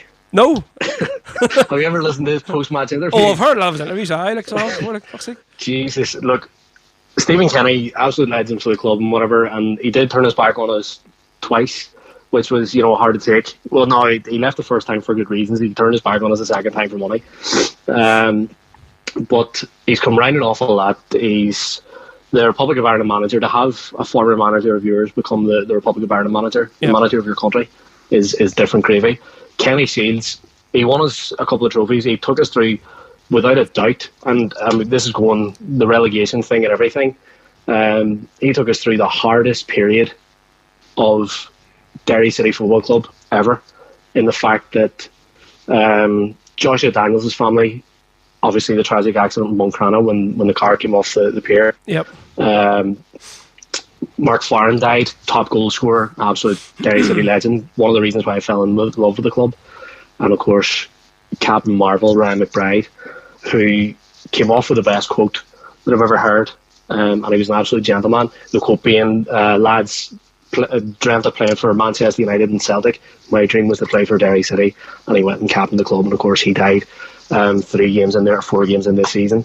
And Kenny directed us through that and all, but right towards the end, it was just like, look, it became very bitter, and we just sort of I fell out of love with Kenny and fell away from all his nonsense. But for that reason, I would have to pick Stephen Kenny.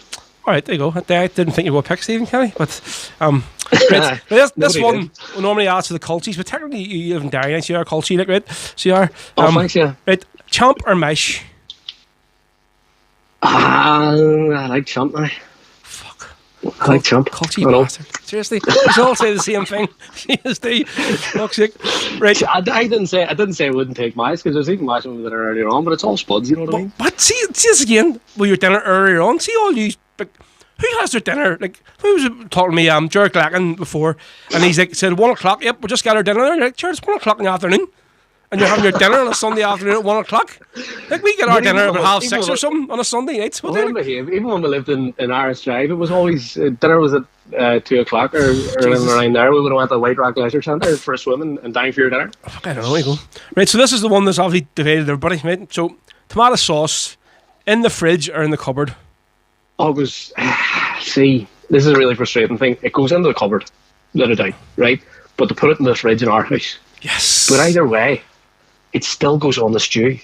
It's not brown. It's not that British brown sauce. It's not that British brown sauce. No Protestant British brown sauce goes on my stew. It's red sauce all the way, mate. You're associating yourself Good Catholic working class sauce. You're associating yourself with Kevin from Montserrat by that statement. Exactly. And he is a freak of nature on the shit that he eats and puts on Facebook. Oh, yes. Look, I'm not a big fan of eating super noodle sandwiches with KFC or whatever, but like some of the creations Kev comes out with, they're hilarious. Like I maintain he's trolling us. He's not actually eating that shit, he's trolling us. I don't know. Right. Well, he's funny, so I like him. So next one, the 2 Kellys, right? Collie Kelly or Mickey Kelly?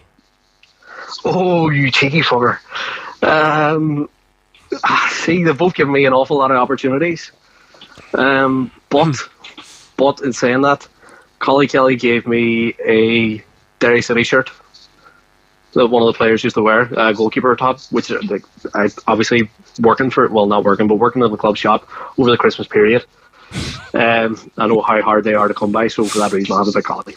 Jared Lacken's just commented here talking obviously about the statement there about the dinner, and he says it used to be after mass, you heathen. Fuck's sake.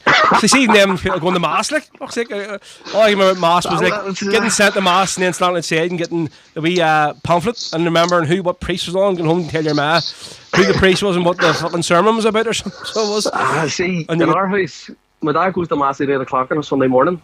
So, I mean, we were hardly going to have our dinner at 9 o'clock in the morning. Like, come on, Jared, give us a break. Right, so Shebeen or Earl? Shebeen.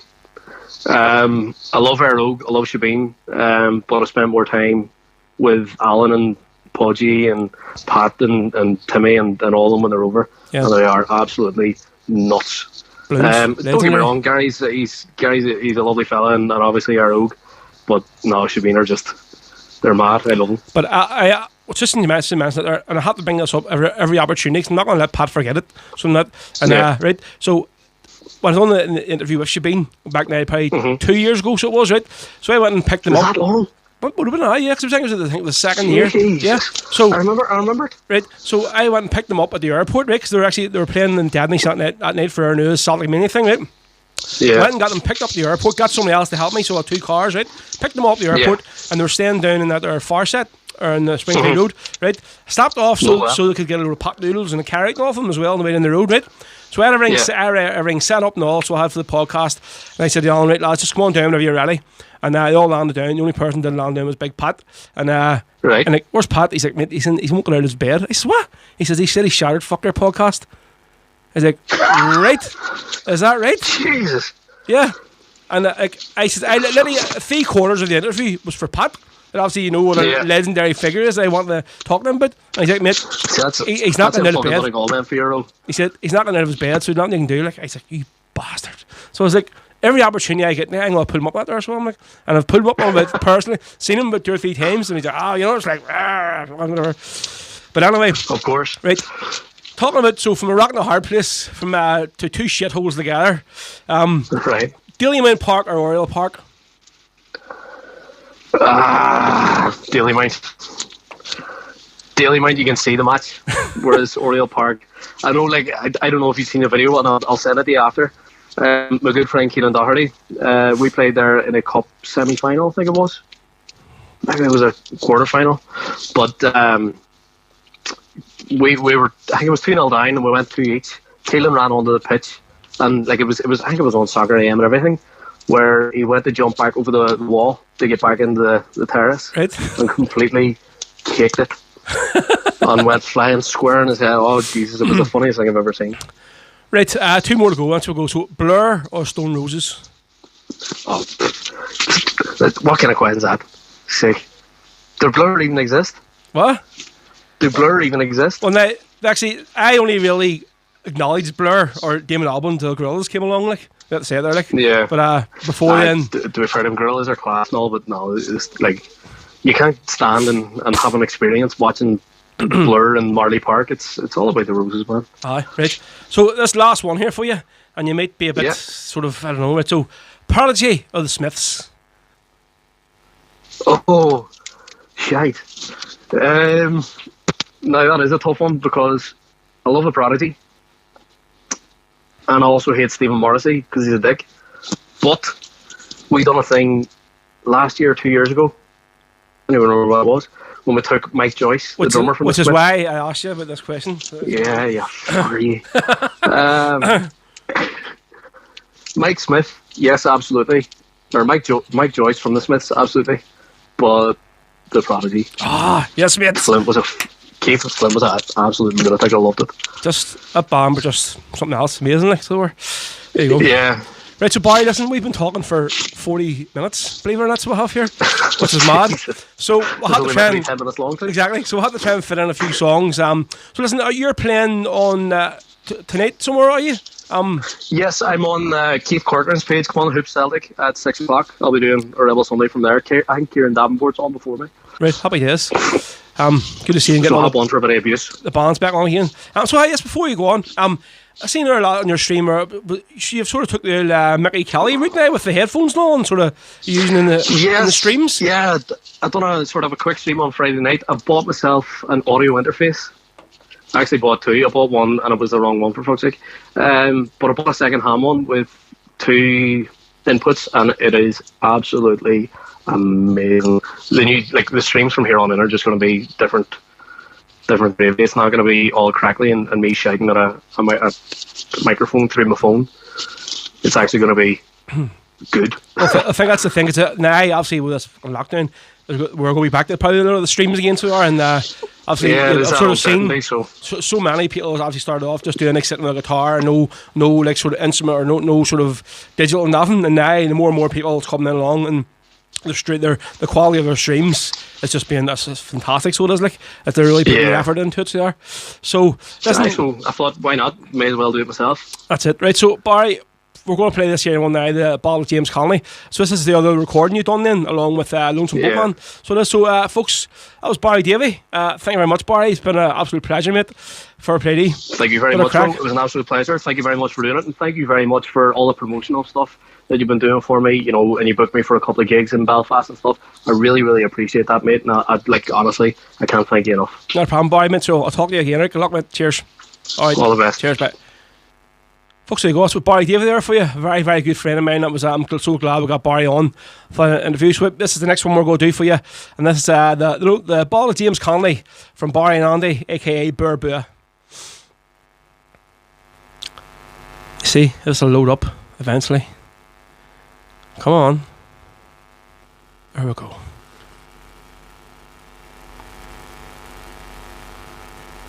Anytime now, it'll be good.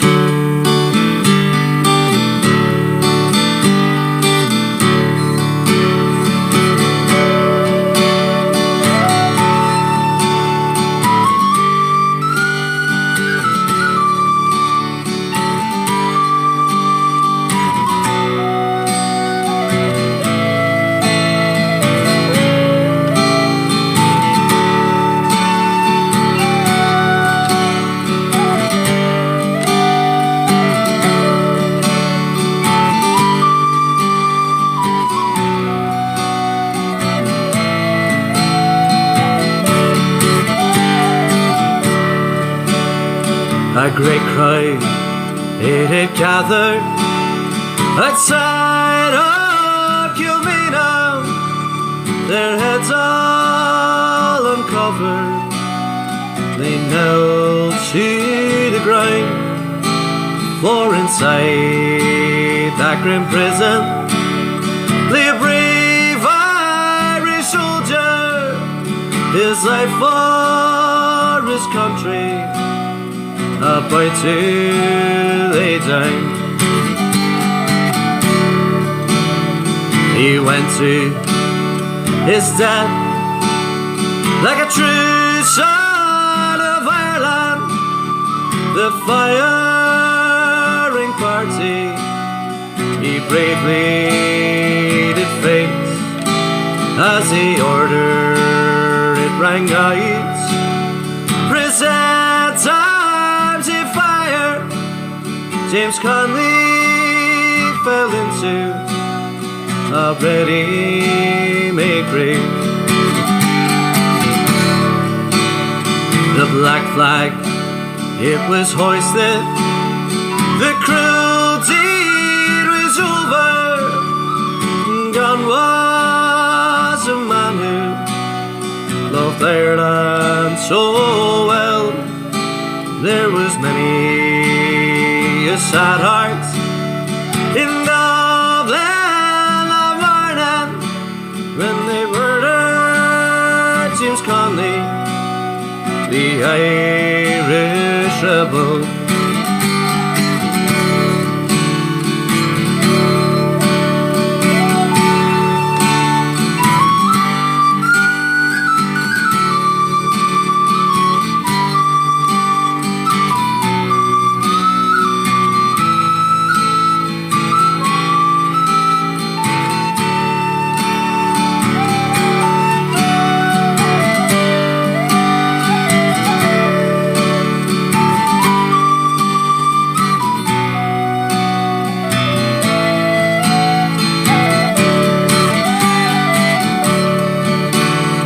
Many years they have gone by since that Irish rebellion, when the guns of Britannia they loudly did speak, as a bold IRA they stood shoulder to shoulder, as the blood from their bodies flowed down Sackville streets.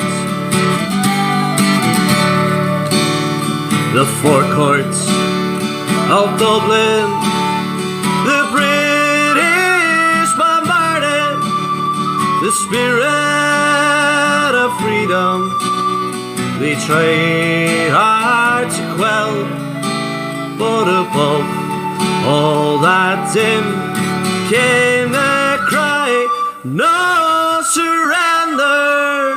It was the voice of James Connolly, the Irish rebel. Yeah, folks, that's us. That was Burr Bua, a.k.a. Barry Davey and Andy Doherty with the ball of James Connolly. Fantastic. And Barry, cheers, mate. Brilliant interview for the last 40 minutes or so. Obviously didn't mean it to go on that long, but you start talking about a crack with your friends, folks. This always happens. So, Barry, cheers, mate. So glad to eventually get you on the show. Right, so a few wee comments. Seamus Farrell, another great show, mate. Well done. Cheers, Craigie here. I remember Barry singing at your birthday party in the Rallies. Yes, he did. Came all the way from Derry just to sing at my 40th birthday party there. Was it 2 years ago? No, I can't remember. But there was always going to be a rebel singer at it, so there was. Even as much as Laura tried to hide the actual party from me. But when I sort of want to plan it myself, once you're 40th, you know. So, Marty Heaney, great interview, Ro. Cheers, mate. Celine McCune. What a fab interview and a really down-to-earth man. Thanks, Ro. Not a problem, Celine. Thank you. Peter Campbell. Well, Pedro, go on the Bows. Fuck the Bows. It's all about Derry City, ain't it? Them heathens who you support. There's Copper on, Connor Cassidy. 2 animals. You know what me and Baz are you? Bit of an animal yourself, mates, here. Right, so Remy J73, please play the ball of Michael McVerry, Hills around South Armagh.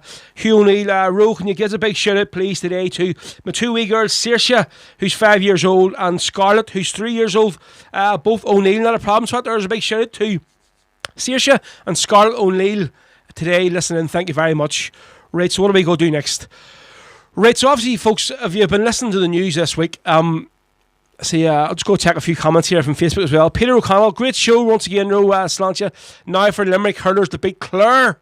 The treaty man, of course, mate, there you go. Back to hurling today. So we've got another about 15 minutes or so to go. So hopefully you'll hang around for the next 15 minutes. Right, but obviously if you've lived in the south, folks, or probably you'll have heard the news this week that the absolute rats, scumbags, and just people we have running the government in the south voted this week to basically lock away the records of all the atrocities that took place by these, just all I can call them, these nuns that are just absolute vile human beings.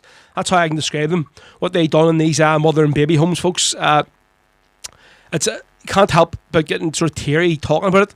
I actually watched a bit of a documentary this morning on one of the things on YouTube about them and what they got away with, and how any other government in the world by now would have had the bodies all exhumed, had all the records published, and people who were involved fucking jailed or whatever. But no, not our government. No, we're going to lock away the records because we don't want people to see what went on because we're out of shame. But I think the problem is that these Fine Gael and Fianna Fáil people, so our folks, there was a lot more of their people involved in when these things happen. They made the decisions that give the go-ahead for it or turned a blind eye. And if these things are released, there'll be a lot of names who's probably people who are TDs now, their fathers or whatever it is, were involved in this here. They're going to be going to spend the rest of their lives in jail for what they've done. And that's why, and it's just shameful, absolutely shameful, that this week they locked away those records and voted for it. Absolutely disgusting. So I sort of said today that I want to play a song in memory of all these, of the mothers who had their children took off them. And obviously the babies who were buried in a shroud or a bit of cloth and threw in the septic tanks or shallow graves or whatever. So I was looking about and found a great song by a singer from County Cork, Miles Gaffney, who I'm hopefully, glad to say, going to have him on the show in a few weeks. We talked a bit about Miles last week when we had Murray Leathon from the Glasgow Irish Bands and Gigs page. So Miles had written his own song called Song for the Fallen Mothers. And this one actually talks about, it's about the atrocity that happened in the Bessborough mother and baby home in County Cork. So he sent me this email detailing the song, and then we're going to basically talk about the song. So back in 2017, I was asked to perform at a celebration in East Cork for TD Pat Buckley. After my performance, a lady came up and stood at the side of the stage. As I was leaving, she says, "Can I have a word?" So obviously, Miles Blades, and he says, "I was took by surprise what you told me." She was a survivor and a victim of the mother and baby's homes. The conversation was so deep that I interrupted her and asked, could we speak somewhere more private? So she invited me to her home and took my notes with a pen with me, and for nearly 5 hours she spoke in her kitchen and told me that firsthand the horrors that inflicted her and many others in the Bessborough mother and baby home in Cork. And it was from that information and after meeting that I wrote the song for the fallen mothers. So it was very tough listening, and It's information that will never leave my mind. Absolutely horrific. So from writing that song, Miles became the first Irishman to receive a double Grammy nomination at the 60th Grammy Awards in Los Angeles. So here we go. We'll go to the song. This is from Miles Gaffney, and hopefully we're going to have Miles on the show as a guest, folks. It'll be a big coup for myself to get Miles Gaffney on this show, I have to say. So this is a song for the fallen mothers, basically in memory and highlighting all of the atrocities that took place in all these mother and baby homes all over Ireland.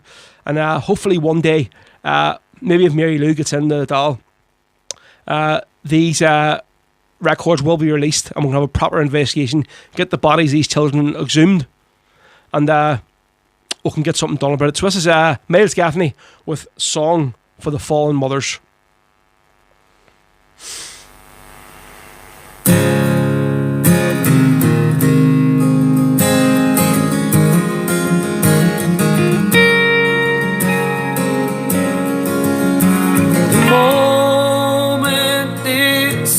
Door on my ambition, my dignity, identity.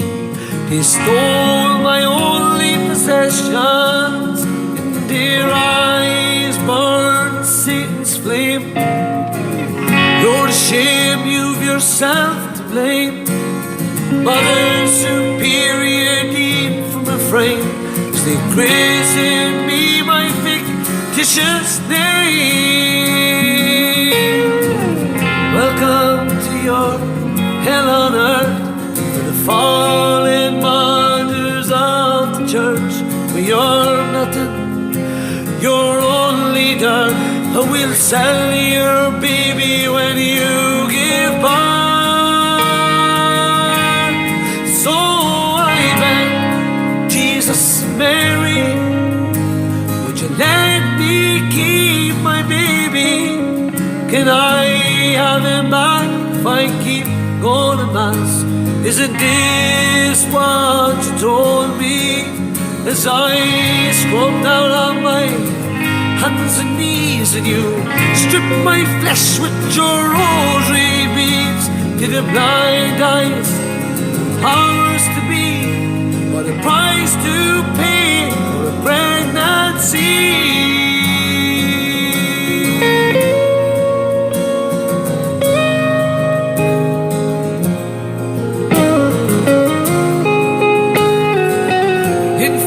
Screaming in distress, snatched straight from their mother's breast, masquerading brides of Christ. On their newborn wrist they slapped the price.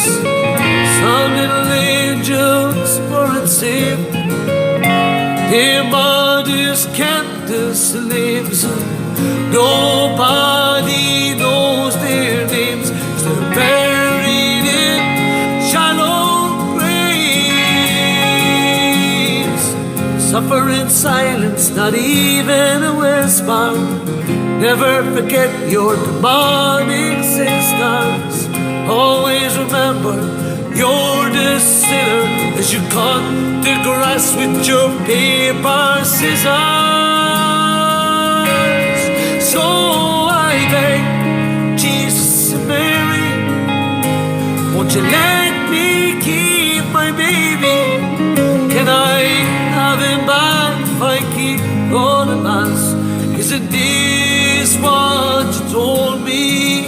As I scrubbed down on my hands and knees, and you stripped my flesh with your rosary beads. In the blind eyes of the powers to be, what a price to pay for a pregnancy.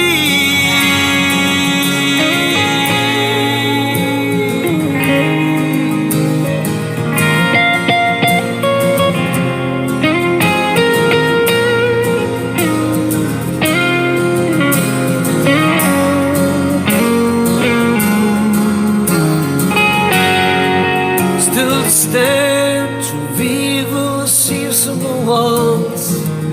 Babies' cries, they haunt the halls. They haunt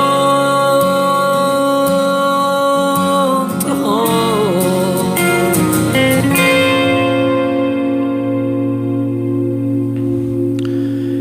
Some of the fantastic Miles Gaffney here, folks. Just listen to them words. It's crazy.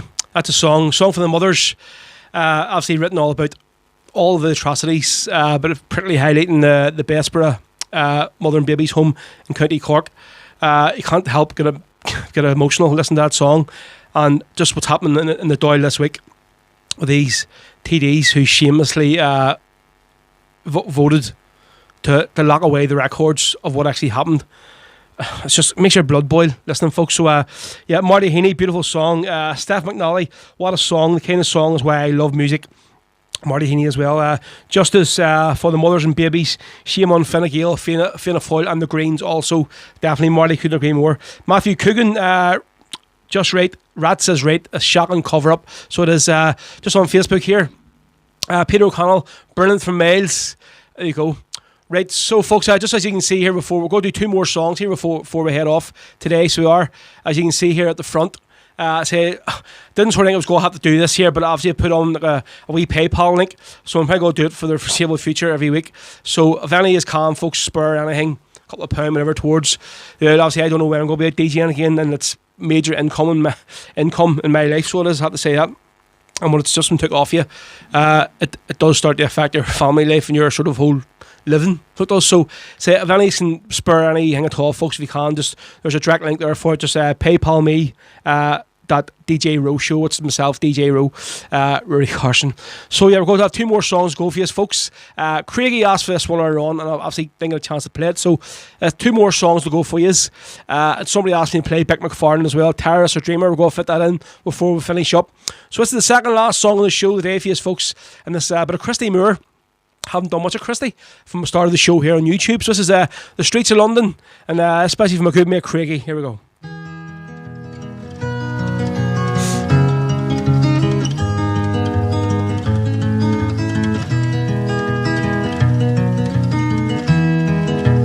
Have you seen the old man in the closed down market, kicking up the paper with his worn out shoes? In his eyes you see no pride, and held loosely at his side yesterday's paper, telling yesterday's news. So how can you tell me you're lonely, and say for you that the sun don't shine? Let me take you by the hand and lead you through the streets of London, show you something to make you change your mind.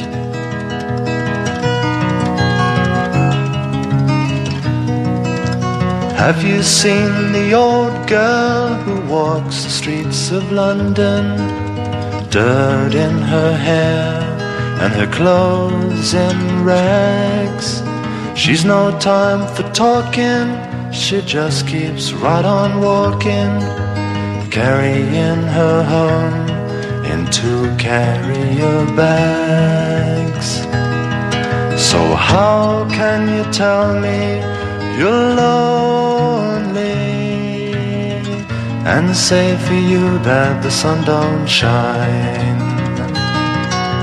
Let me take you by the hand and lead you through the streets of London, show you something to make you change your mind.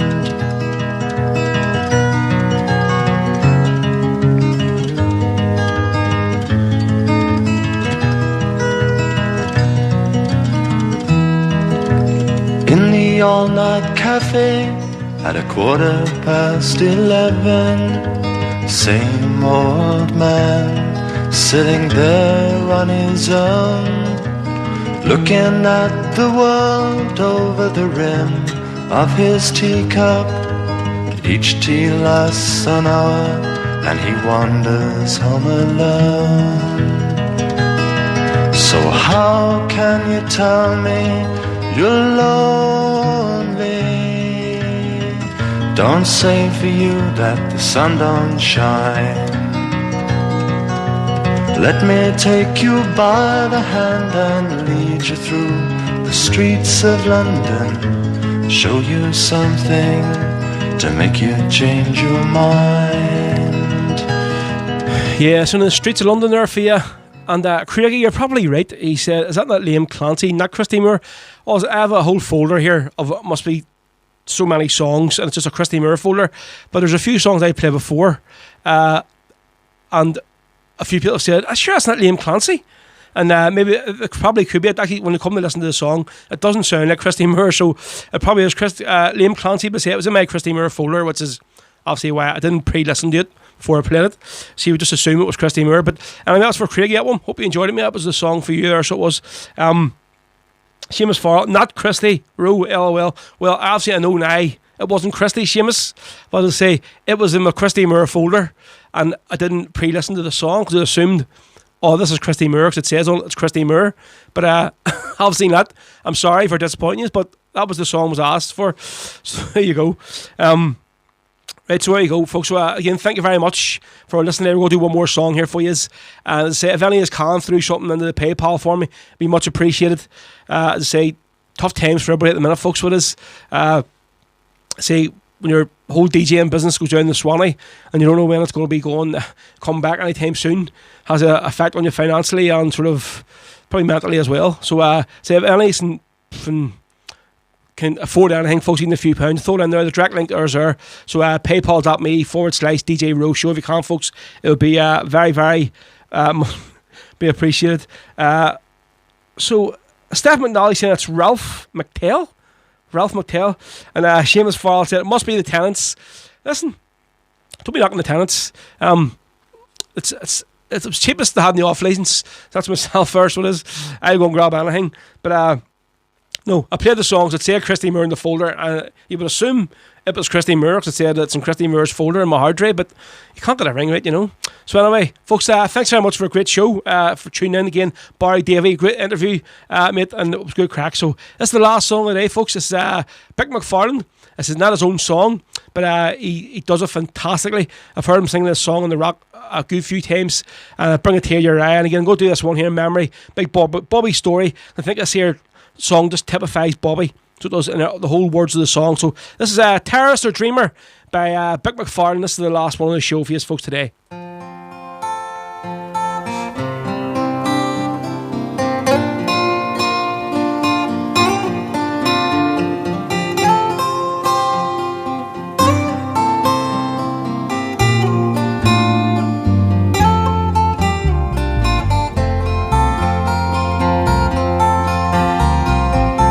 Sackville Street, the curfew drove the restless out of sight.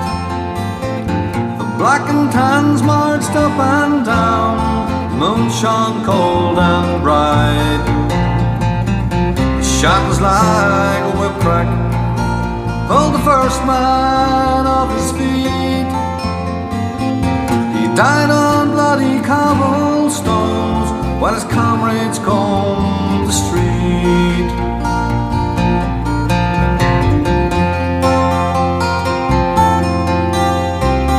They called up reinforcements, pulled the people from their beds.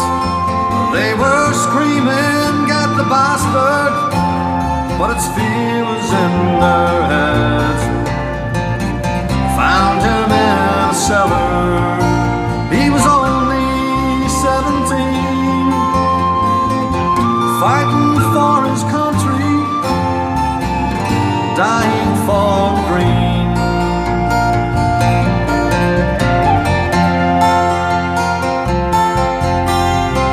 The sergeant dragged him by the hair and beat him to the ground. Into this young man's body he emptied every round. Come out and take a look, he cried, as he marched his troops away. They went in stony silence, such a price to have to pay. Some mountain prayed beside him, but it's too late anyhow. They said he was a rebel then, he's a hero now.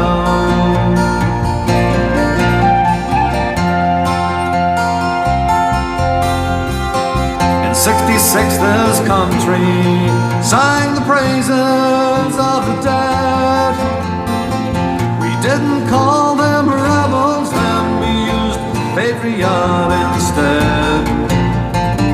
On every household TV screen we saw how hard they fought, how they spilled their life's blood, how freedom had been bought.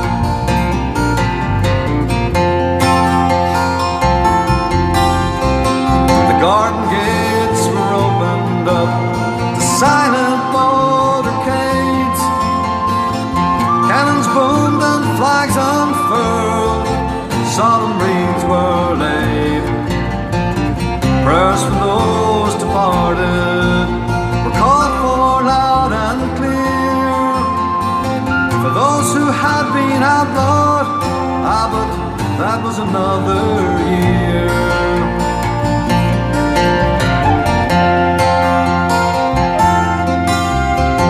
The veterans lined up stiff and proud, their white hair ruled the wind, with their pride pinned to their gabardines, the thoughts upon their friends, and bitter wounds burst open, the scars of history went flying into our faces in stark reality.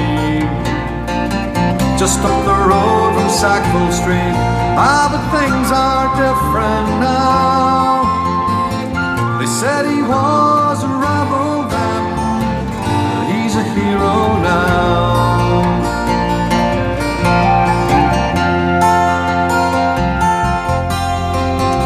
Along the Falls Road, soldiers push their glances left and right. Kids of the English working class, soldiers overnight, tossed into the melting pot of bloody war and strife, never understanding and fearing for their lives.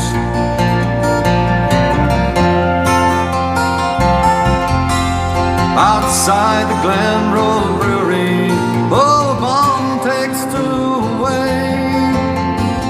The bomber's work is over, he's finished for the day. The terrorist or the dreamer, or the savage or the brave, it depends whose vote you're trying to catch, whose face you're trying to save.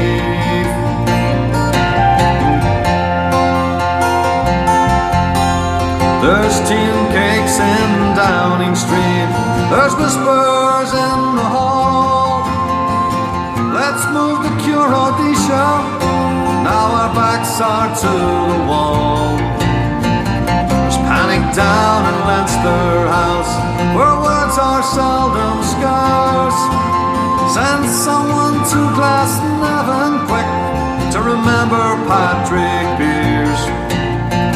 Once more his crucifixion, it seems a lie somehow. They said he was a rebel then, he's a hero now.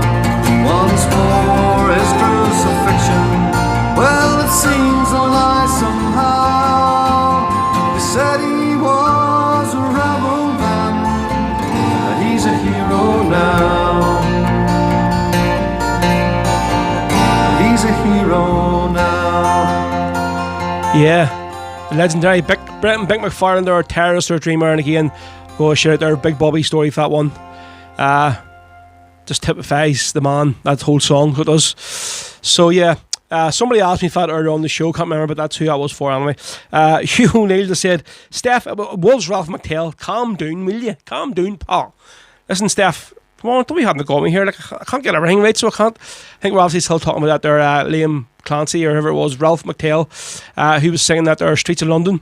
But I say it was in my Christy Moore folder, so I would just assume that it was Christy Moore that played the song, which is why I played it. But yeah, big shout out as well to Wally Douglas and Flo as well, I've just seen this here, guys, so sorry I'm only giving you a shout out now, who's listening over in the only bar that's open in Glasgow right now, Bar 7, probably the best bar in Glasgow. I see you as all my wee stickers up around this bar, so folks, fair play to you, fantastic, thank you very much for the support. So again, folks, everybody that's listened in today, and I see there's a few wee donations have come through here, folks. So if any else can donate to me, a wee PayPal link there, just send something through, anything you can. So it's paypal.me/DJ Rose Show. The wee link is on the page there, so if you can, just click on it and throw something in, anything you can, go towards my down spurring of sort of my DJing business that is no longer while this fucking lockdown's on. So much appreciated, folks. Thanks to everyone who has through my wee donation today. Marty Heaney just said, Ro, is there a reason why you don't play Around the Vein anymore at the end of the show? Well, Marty, come to think of it, I actually had it lined up today. Since we moved to the sort of show on a Sunday, I was getting things sort of out, whatever.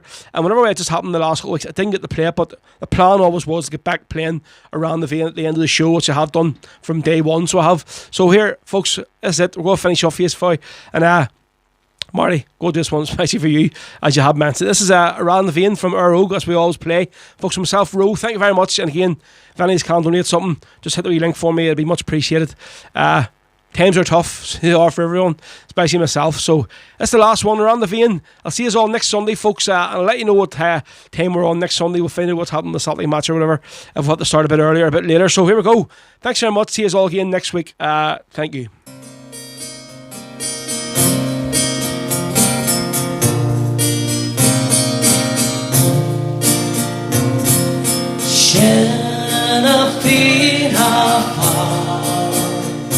At safi alligator Queens are slow Her tender rannicule They fudge face hair Shantir a shinshir pasta Ni akbar Pantira not pental And got my in Sabar well They gone their kill On was no sill They gone their scrape They labot now be lit Charlotte cannon Around the vein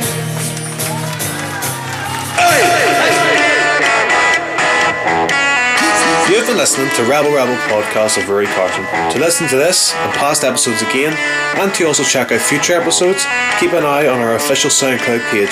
We're also available on all social media outlets. Just search Rebel Podcast.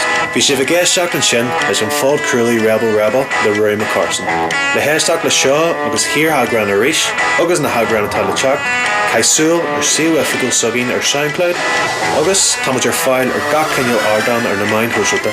Ní mór ditch ag fád cruailí Rebel a curda.